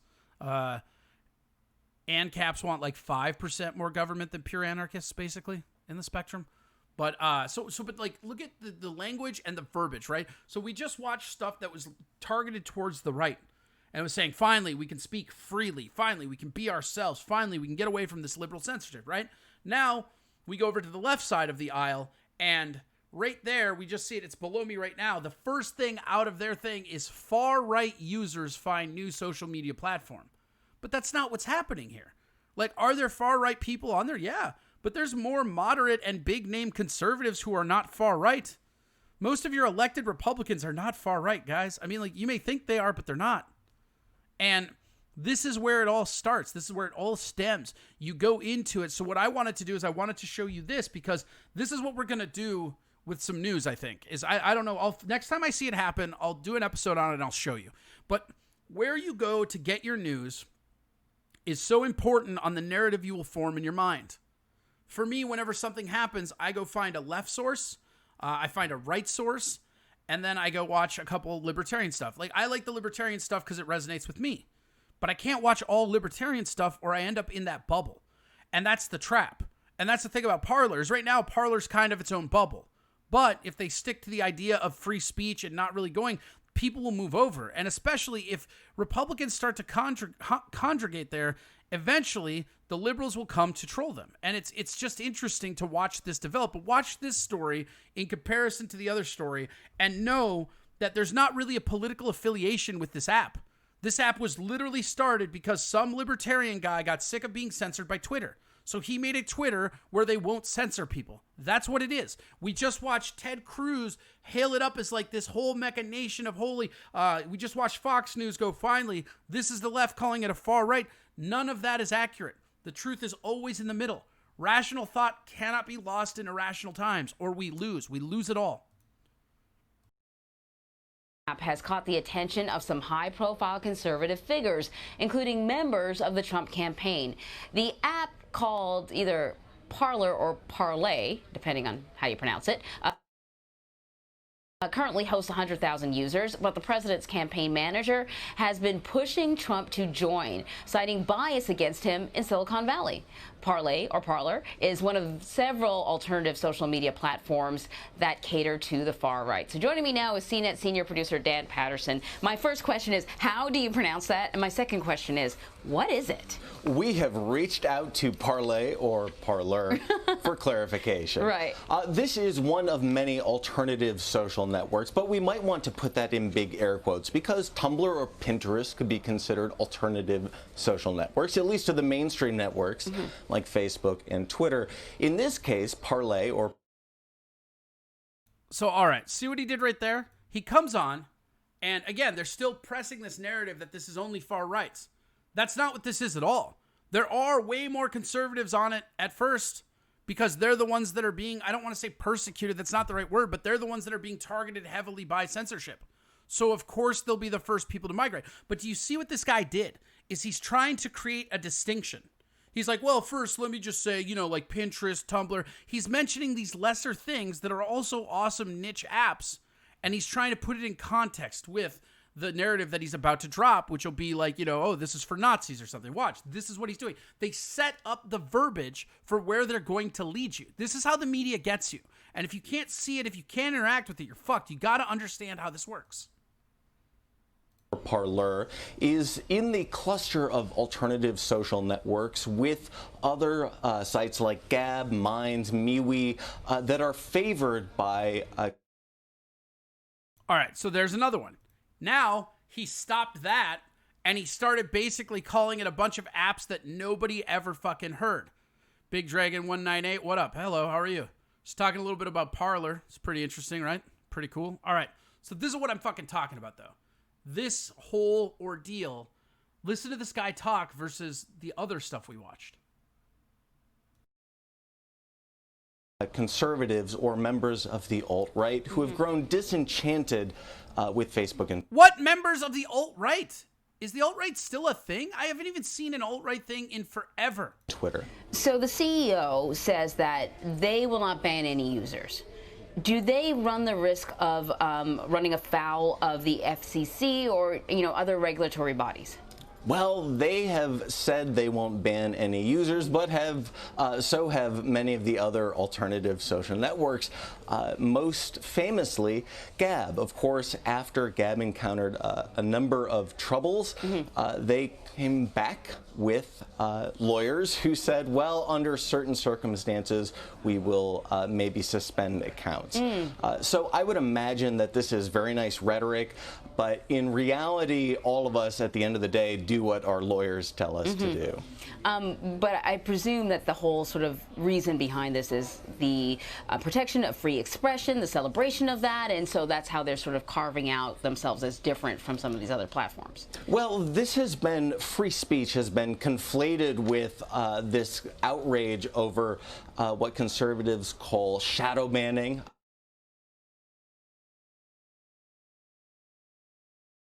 All right, there. So now what this guy's going to do, right, is he's going to take, because she's like, well, it's a conservative thing. The first words out of his mouth, well, yeah, they're conflating it. They're not conflating anything. They're being targeted. There are provable instances where if you think right versus left, your thought becomes a crime. Trans rights is a big one.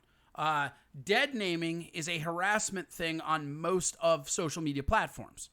And the reality is that if you don't believe in that, and that's just how you carry out your day, is that a crime? Is that hate speak? I don't know. But the reality is they're being targeted, and they know it. And what they're doing is, he's like, they're conflating it, and now what he's going to do, and this is a funny-ass media trick that you'll notice, whenever they say conflating, allude, or symbolizing, that's usually them dropping in the narrative. So when he goes, they're conflating, what he's really saying is, I'm going to distract you and conflate it to this. So now what's going to come after this sentence, almost 100% in the history of media will be opinion. It'll be opinion and not provable, but you conflate it, which means you can start with fact and then conflate it to something, and then he will push the narrative that that's what the other people are doing. The reality is the guy that owns this is a libertarian, and he's a capitalist. He saw a market, he's embracing it, and he's trying to make some fucking money. And you can be mad at him for that. That's fine. But this is what this is. All my family from northern Minnesota has been on a temp ban for Facebook posts right now. Yes, that's exactly what it is. Parler is like the right-leaning Twitter right now, I guess. I don't know. It's real weird. It's for people that don't want to be censored, I guess. But it's going back and forth with a bunch of the shit. So I don't really know. It's real crazy. How are you today, Big Reagan? Don't forget to go over to our Discord. You can join in the conversation, be part of the show. Also, don't forget to go to Venmo at Corey Adam Comedy or PayPal at CoreyAdamComedy@gmail.com. Everything you give goes here and helps support the show. All right, so let's watch this guy again. We're going to rewind it just a little bit, right? And listen to this dude, conflate. He'll start at the word conflate. She asks him a very, very easy question about freedom of speech.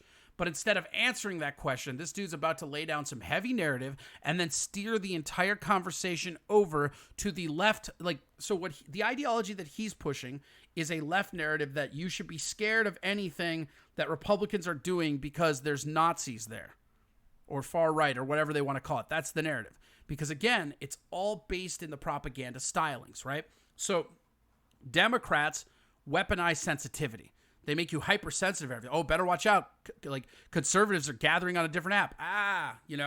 And then the right will fearmonger. Oh, we have to leave Twitter or we will be persecuted. That's how this works. So watch what he says. And once he says conflate, that's where his narrative will begin. She's asking him a free speech question. He will say, well, people like to conflate it to that, but that's not what's happening. All right.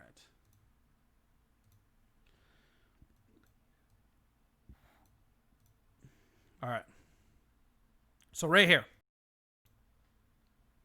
Wait, This damn it. is Hold the on. but I presume that the whole sort of reason behind this is the protection of free expression, the celebration of that, and so that's how they're sort of carving out themselves as. So right there, she goes, well, I would assume that at the end of the day, this is about freedom of expression, and that's how they're carving out a niche, because that's what's happening. It's a business trying to make money. So they're identifying a need. There is a need for conservatives who are being censored on other social media platforms to have a platform where they are allowed to be their ideology. And persecution seems extreme when you say it, but it is a level of persecution.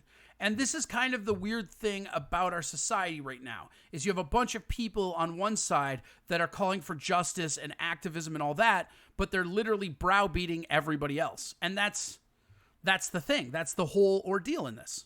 So yeah, again, watch. She goes, she just said, so I assume this is all about free speech, right? And then watch where this guy takes it. Are you ready? This is crazy.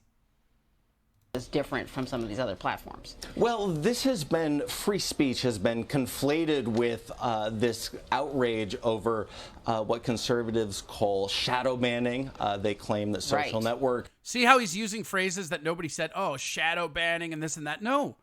They're being banned because they're conservatives and there's provable metrics. This isn't conflating. He said this issue of free speech is being conflated, which means there is no issue of free speech. That's not accurate. That's not true at all. Like Facebook and Twitter kind of mute some of the posts or dampen the effect of some of the posts of members of the conservative members. And they also have been upset over the banning of more extreme voices.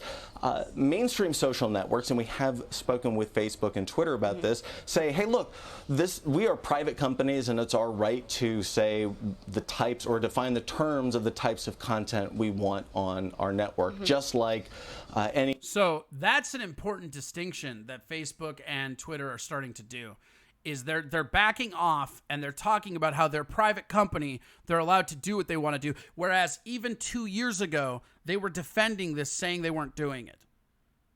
It's kind of like our government and the Patriot Act. This is all the systems are the same here. 2 years ago, Twitter and Facebook were both saying that they weren't censoring stuff. Now, their official story is, well, we're a private business, we get to do that. Our government did that with Snowden. Not a lot of people know that. Snowden came out and he blew literally the Holocaust on free thought and dialogue. Yeah, I mean, I wouldn't say, I think that's a little extreme, but it is absolutely going to be the extinction. Like, if this is 1984, this is how you get Newspeak. They're literally putting Newspeak on in front of us. Like, that's the thing about the left right now, is that you have to talk a certain way or you don't get to speak. And that's just not the way it should be. It's not accurate. It's not indicative of anything. And that's the problem with all of this shit. And so, again, like, this guy's like, oh, they're conflating it with free speech and this and that. And we talked to main media outlets like Twitter and Facebook. And so what he did is, again, if you've never seen anything about this, and let's say you're left-leaning, right? You're going to walk away from this story thinking that this app is a fringe app only for far-right users, when the owner is a libertarian capitalist who's out to make some money by creating something that doesn't censor people based on their political alignment like the two major carriers do. This is how our media works. And it's important to see this. And I will slam this in everybody's fucking head over and over again if I have to. I don't care. This is important. You have to see the tricks they're playing, or you're not capable of critical thinking. And the moment you can't critical think is the moment you die. That's the reality. Any other media channel. Now, at the same time, those mainstream social networks kind of let these voices rise to prominence for quite a while. Yeah, I mean, that's what it sort of occurred to me, that the thing about...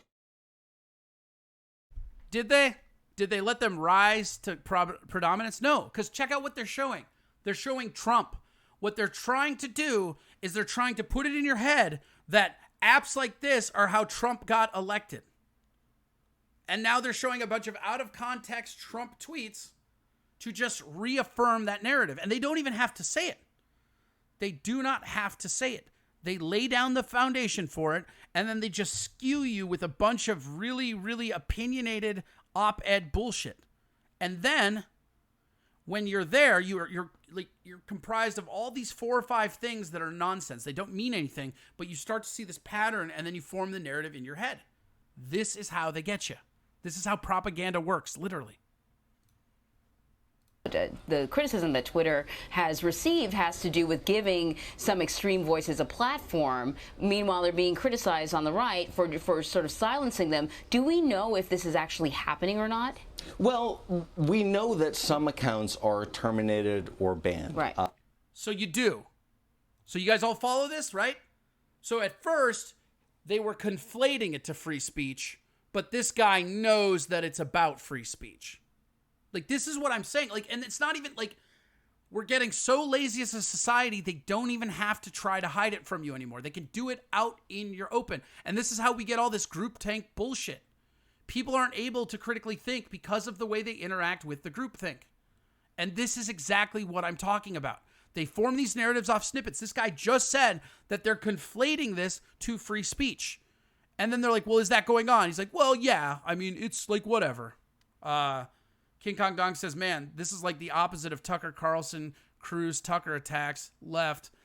This is to be fair. I like how Tucker does point shit. Yeah, I mean, and Tucker's another one. He will do that also. He's a right-leaning guy that also does this. But the reality is, you have to, like, Tucker is good at what he does, and people don't give him enough credit for that. The problem is, he is aligned to the right, so he only does it to the left. There's not really anybody on the left or on the left that's doing this to the right like that either, though. Like, it's all propaganda. Like, we just watched this. I told you the owner. I told you the demographic. We watched the guy. We watched the owner of the app talk about it. This is literally somebody who is a libertarian capitalist who saw a niche market of people who were getting censored. And this is already on this show that we've watched on the left. Alt-right was on there. Trump tweets were on there. Fringe social media.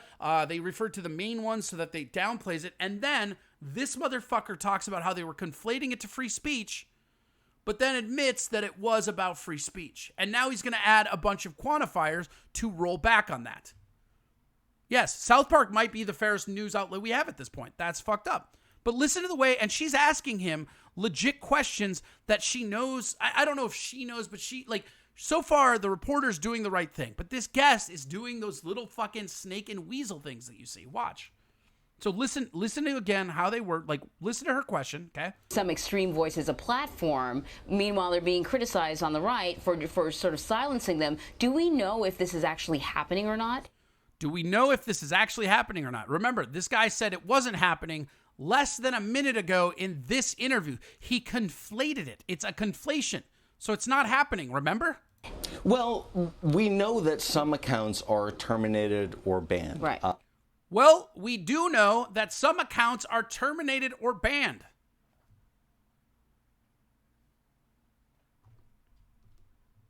Oh shit! Oh shit! Excuse me, bitch!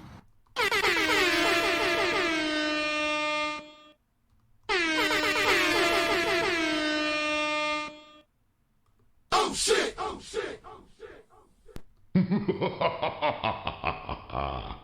You are fake news. This is America. This is the American problem. There are little tiny bits of propaganda that sneak in. And if we're not paying attention, they get it and they win. And then we're all fucked. So again, this guy just said that it's happening, and watch him. He's going to roll around on it so that he makes it sound like it's less than what's actually going on, even though a minute before he said nothing was going on. And there are particular reasons. And again, you know, many of these mainstream social networks kind of ask for it both ways. Mm-hmm. Last August, Facebook said... what does that even mean? So they ask for it both ways? So they're censoring it on both sides. But you just said they weren't. But they were conflating it. Now they are, and it's on both sides. So there's absolutely a market for this app that's not really a right-leaning thing. What the fuck are you even saying, dude? hey, look, banning or terminating accounts isn't the right way to proceed. Then last April, they said, okay, we're going to ban and terminate some accounts. Twitter has kind of done very similar things, where they were reluctant to ban accounts and then afterwards said, of course, this is... I'm just going to pause this right here. Like, what is... Okay. So a lot of stuff is happening here that's just absolutely hilarious, right? So first off, and I love doing this to news because this is what news does, right? People see a fucking graph and they're like, oh, what I'm watching must be true. It has a graph, right? We all were here. We all were sitting there. We were all talking, right? So, okay, let's I'm going to move me away and let's just take a look at this graph they posted during this news story, right? And this is CBS. This is your mainstream media that you're supposed to trust. But when people say they're fake news, whatever, right? So, first and foremost, this is a Pew Research Center from 2018. Like, the story we're watching is from 2 months ago. Like, so you had to go all the way back to May 29th, and it's not even 2018. This is from this spectrum, right? So this is technology companies support the view of, right? Liberals over conservatives, right? Conservatives over liberals, never. Both equally, okay? But this, it doesn't mean anything, right? This is a survey where they ask people, what do you think happens here? But more importantly, look at how they added both equally, right? Because this right here, that's like the C, that's like the back question, right? If these numbers had adjusted, so okay, if you're trying to point this view, so here's what happened, right?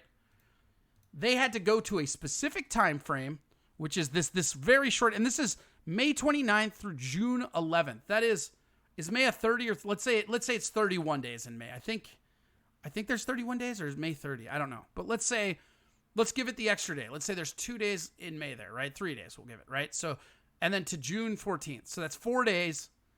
You have to cut off 1 day for compiling information on both ends, maybe 2. So you're left with something that happened for 5 days. They took a survey of adults for 5 days in 2018 about social media platforms.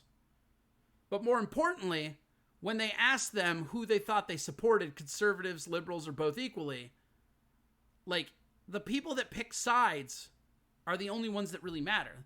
The both equally are the people that didn't really want to weigh in on the issue. That's why they had to add it. And what's funny is even in the first one, conservatives, liberals, like that.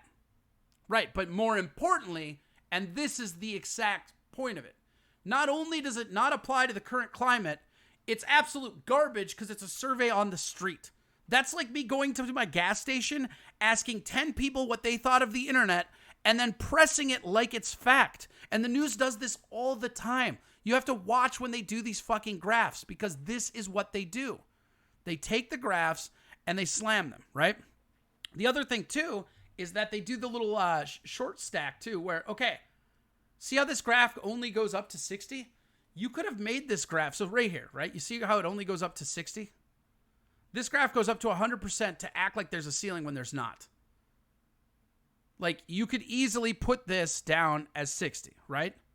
But more importantly, this is the number of people they surveyed, right?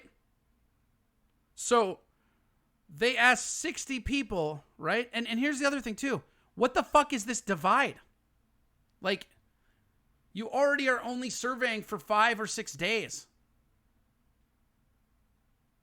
I was banned from Twitter and Facebook. Yeah, fuck them both. Well, here, man, add me on Parler. Fucking subscribe. Get a fucking ad. Give me some bits. Oh, yeah, we haven't given any bits today. Give some bits. Subscribe. If anybody wants to give Big Dragon a sympathy sub because he got banned from Facebook and Twitter, I feel you, man. This is weird times.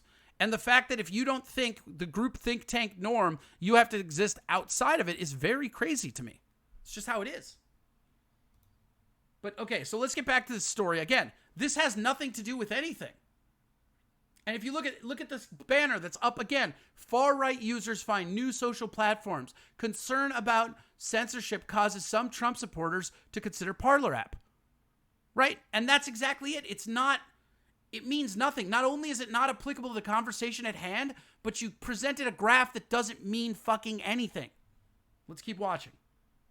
The right thing to do. So what we have right now is this kind of fractured playing space of social media, and it is we see these niche networks kind of gravitate towards niche audiences. Again, right? Niche. He keeps using project, or what is it called? I can't even fucking talk. I'm so mad. He keeps using adjectives that are meant to belittle it. So again, if you are a left-leaning person tuning into CBS for the rest of your day, if Parler comes up, you're going to be telling them, oh yeah, it's this fringe alt-right niche social media platform, which is a completely different way than saying, oh yeah, it's a new alternative where they're not going to focus on censorship, which is all it is. Whether this is the future of social media, I don't know, right. But it's a really interesting permutation of where networks are right now. So some of the important voices within the Trump campaign, they're over at Parler or whatever, a Parler. They want the president to move his voice over there. What's the likelihood of that happening? Because it seems like the campaign's still spending a lot of money on Facebook and these other sort of more mainstream platforms. This is great rhetoric for Parscale to say, hey, look, maybe we'll bring the president to Gab. Right. And notice again, it's the words they use, rhetoric. It's not rhetoric. It's an opinion that somebody gave. And it wasn't even like the reporter lobbed the ball of some are saying this. Some are saying just means that's a question they want to ask but don't want to admit they're asking it. That's what that verbiage means.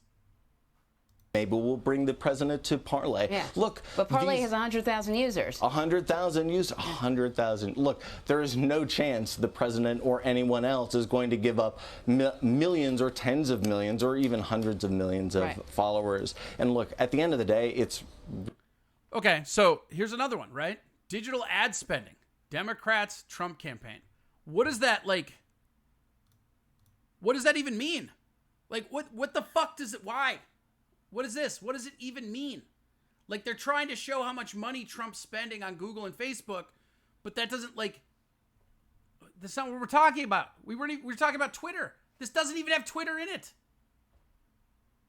Really about the broadest audience possible. So, yeah, we could have the president on Parler or Parler. We could have the president on Gab. Where the influence is going to occur is still on Facebook and Twitter. Right, right. Well, you know what? If it was partially about marketing, it did the job because now I know about them. I never heard about them before. Dan, thank you very much. Good to see you.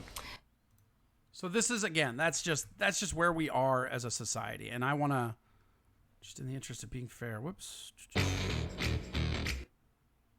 Yeah, that article, that thing was also from... last year. So it is a year old, but they are still using 1 year old data. So I'm still right to be that mad, and I'll post that link in the Discord channel. Again, if you want to interact with any of them, all of our information is popped here. We also have a bunch of stuff that you can see. So all right. So another thing, and I know this episode's been very heavy video, and I'm sorry about that, but these are things I wanted to talk about. There's another guy that I'm sure you guys all know, but that's the Tim podcast, right? Timcast, Tim Pool. And I will also, because we're advertising him, I will post his link in there. It's also in the Discord. This is him talking about Trump recently getting pulled off Twitch. So this thing that guy said could never happen, did happen. So it's kind of funny. And this is Tim Pool, who I cannot recommend enough. If you have YouTube, follow this guy. He's on Rogan every now and again, but he's been doing this for a long time. We're not going to watch all of this, but we're going to watch a little bit of it. So this is him and the Trump campaign stuff. So here we go. Whoops. Wait. Here we go eventually. Here we go. Boom. Finally gone and done it. We've long wondered. Well, somebody has finally gone and done it. We've long wondered when somebody would officially shut down Donald Trump's social media, and it looks like the first player is Twitch.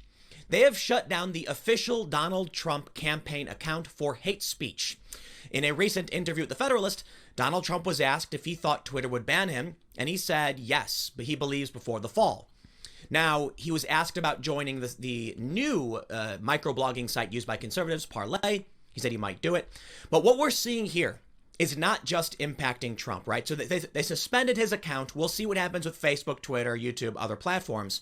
But we did just see as well a mass ban wave across social media in general, purging pro-Trump, right-leaning, and anti-SJW style accounts. Reddit purged 2,000 different subreddits, including the ever-famous The Donald, one of the largest, if not the largest, forum for Trump supporters. Now, this site was inactive. They'd moved off to their own platform, the Donald.win, a long time ago, seeing what was to come. And now, for some reason, after being inactive for 4 months, they were banned. It's all very, very strange. In my opinion, I think there are many individuals, especially in Silicon Valley, who are doing everything in their power to stop Donald Trump from winning. And yes, even many Republicans, never Trumpers, I'm going to call them, I think the stops are being pulled out. And there are a ton of people who are throwing everything they can at Trump to stop him from winning. One of the most important things to bring up is a tweet I put out this morning as to what I think is going on. You see, I recently received a mail-in ballot for someone who does not live in my home, someone I know, and someone I know didn't ask for it. And I'm confused as to why it came. And the thing is, like, I'll leave it there. I don't know why it came. And this to me is shocking. And I'm not the only one saying this. When I tweeted first, people told me that I was making it up. They said, oh, you're lying. You're just getting ready because Trump's going to lose, blah, blah, blah. So I posted a picture of it. Redacted information, of course. And there it is. It even says on an official mail-in ballot. I believe there are many individuals, all doing whatever they can to stop Trump, no matter what it is, by any means necessary. And I'm not convinced Trump is going to win after the latest moves made against him and his supporters.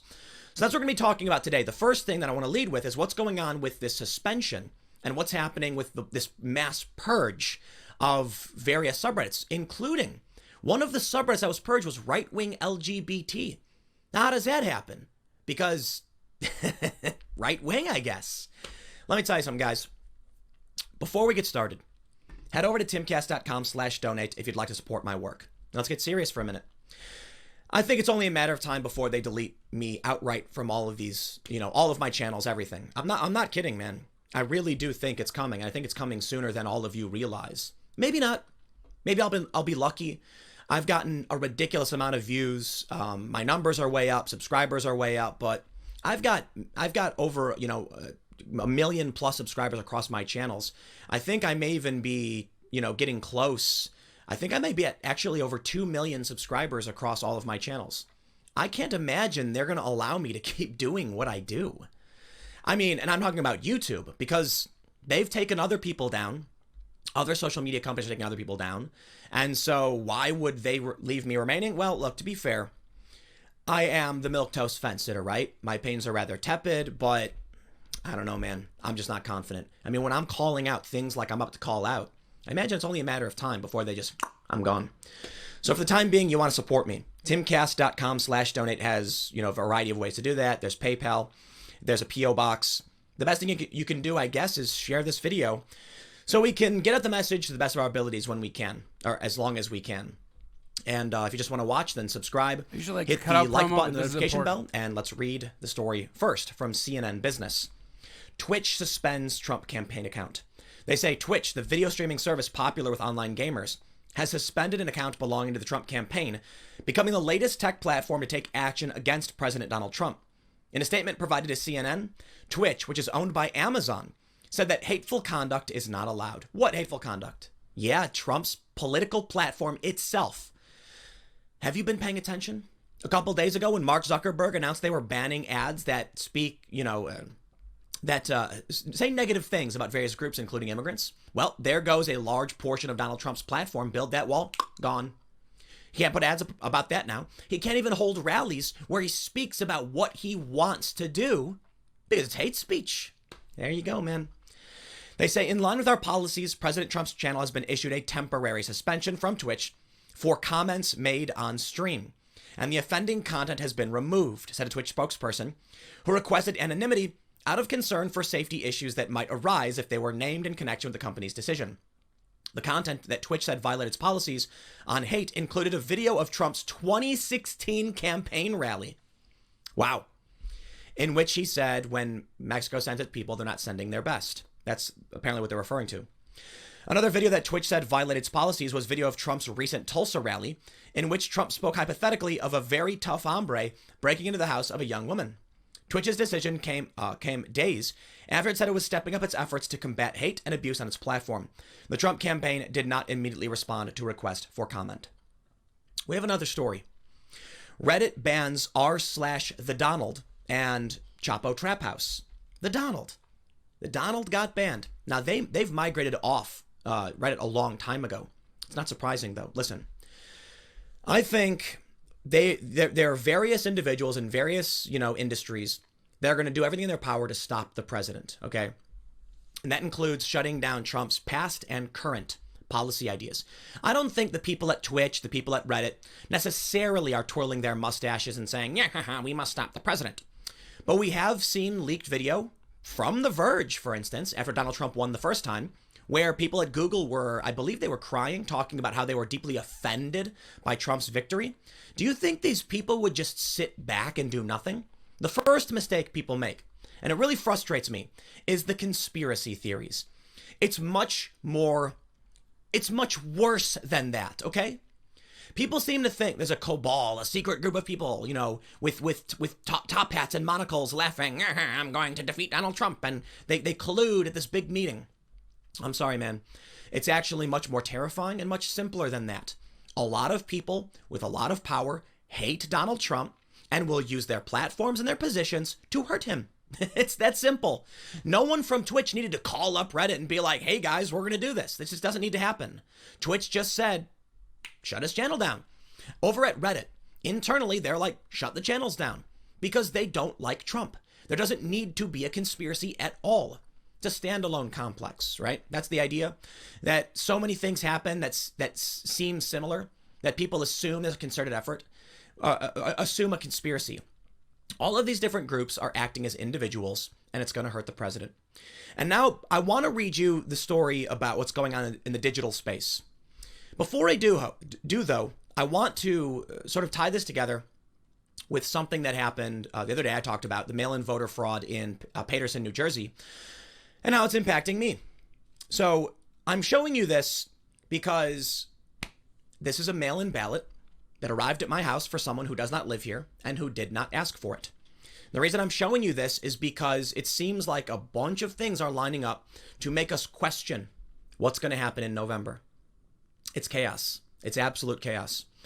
I don't know why there's a piece of mail that says official mail-in ballot on it being sent to my house for someone who doesn't live here, who didn't request it. The crazy thing about this, it actually says official mail-in ballot right on the front. In my opinion, the opportunity for mail-in voter fraud is 100%. It's 1-to-1. It will happen. It will, in my opinion. When here's the way I explained to a friend. All right. First, let me show you this. Sean. All right, so I'm gonna cut out here, and if you want to watch the full, it's a half-hour episode, and the guy does. I mean, Tim Cass. If you're not familiar with him, he does a great job. I'm gonna cut out there because I don't agree with what he's saying now. I think that mail-in ballots have a less opportunity for voter fraud. Like, you're gonna get voter fraud, right? We can all agree you're getting some amount of voter fraud, but the reality is the way that you would have to rally everything and set it up for a mass voter fraud via mail, just really not that feasible. And you know what, here, I think he's going to talk a little bit more about it, but I'm just going to watch just a tidge more. But just remember, I don't agree with this at all. I think that this is kind of, sometimes he does this. He'll, like, every news outlet does this. They get biased. I'll do it too, guys. Don't worry about it. Okay, so this was me responding to somebody, but I believe I have Sean Parnell right here. He's running for PA 17th district. He had a very viral ad.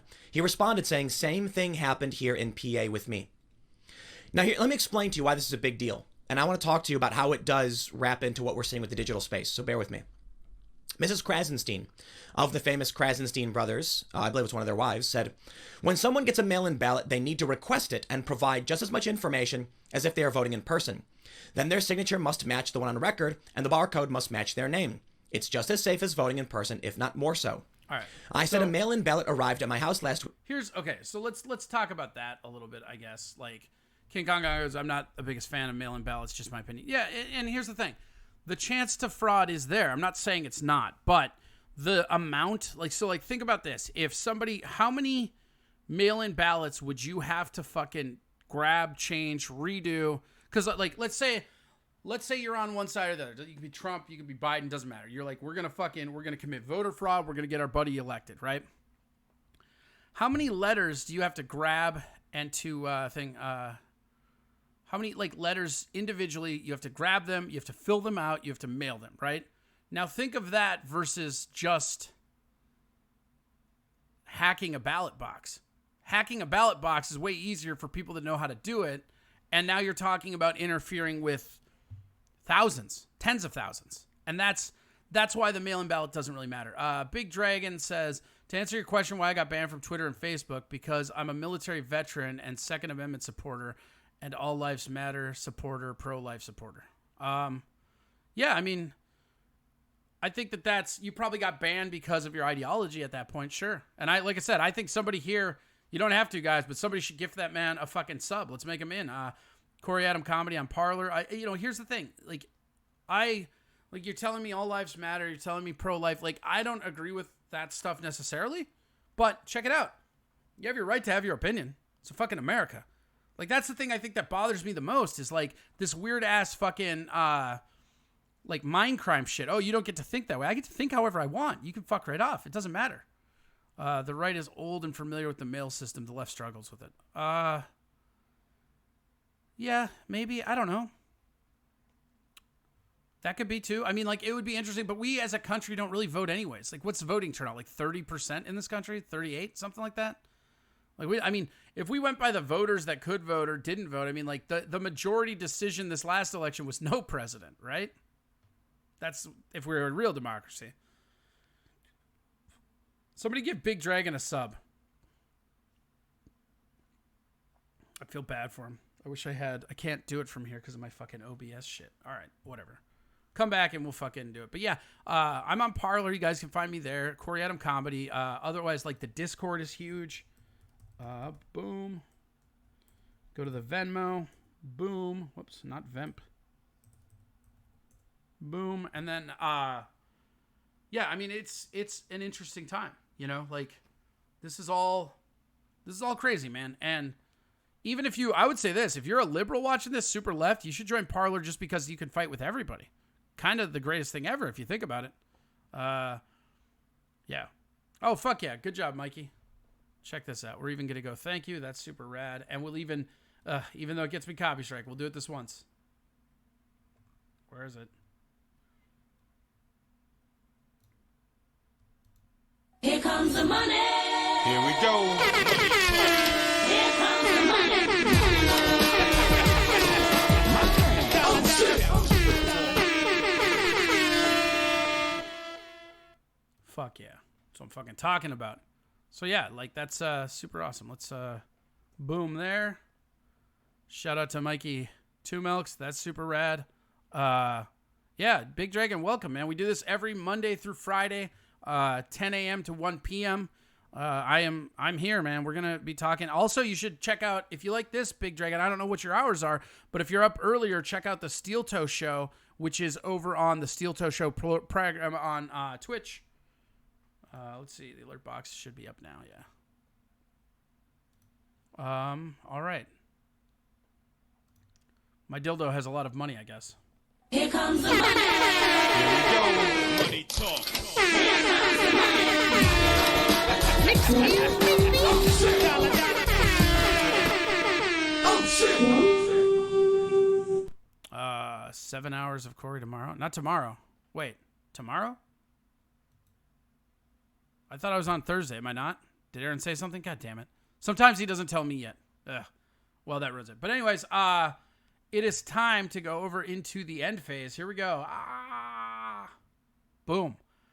Thank you guys so much for watching. Thanks for interacting to the show. Don't forget, check out our discourse in Discord. Go over there to the Discord. join up. Don't forget to go over to the Venmo at Corey Adam Comedy or CoreyAdamComedy@gmail.com. Yeah. Thank you guys so much, and we will see you tomorrow. Same bat time, same bat channel. This has been a good one. Sorry it was so dense. We'll try to make tomorrow's a little bit more fun. I should be in Discord a little bit more today, so if you want to come say hi, hang out, I'll be there. You guys, again, thank you so much for your support. You guys have been awesome, and we will see you tomorrow. I might even get around to stream elements, so we might have a new look about the show. We'll see. See you guys tomorrow. We're out of here, baby.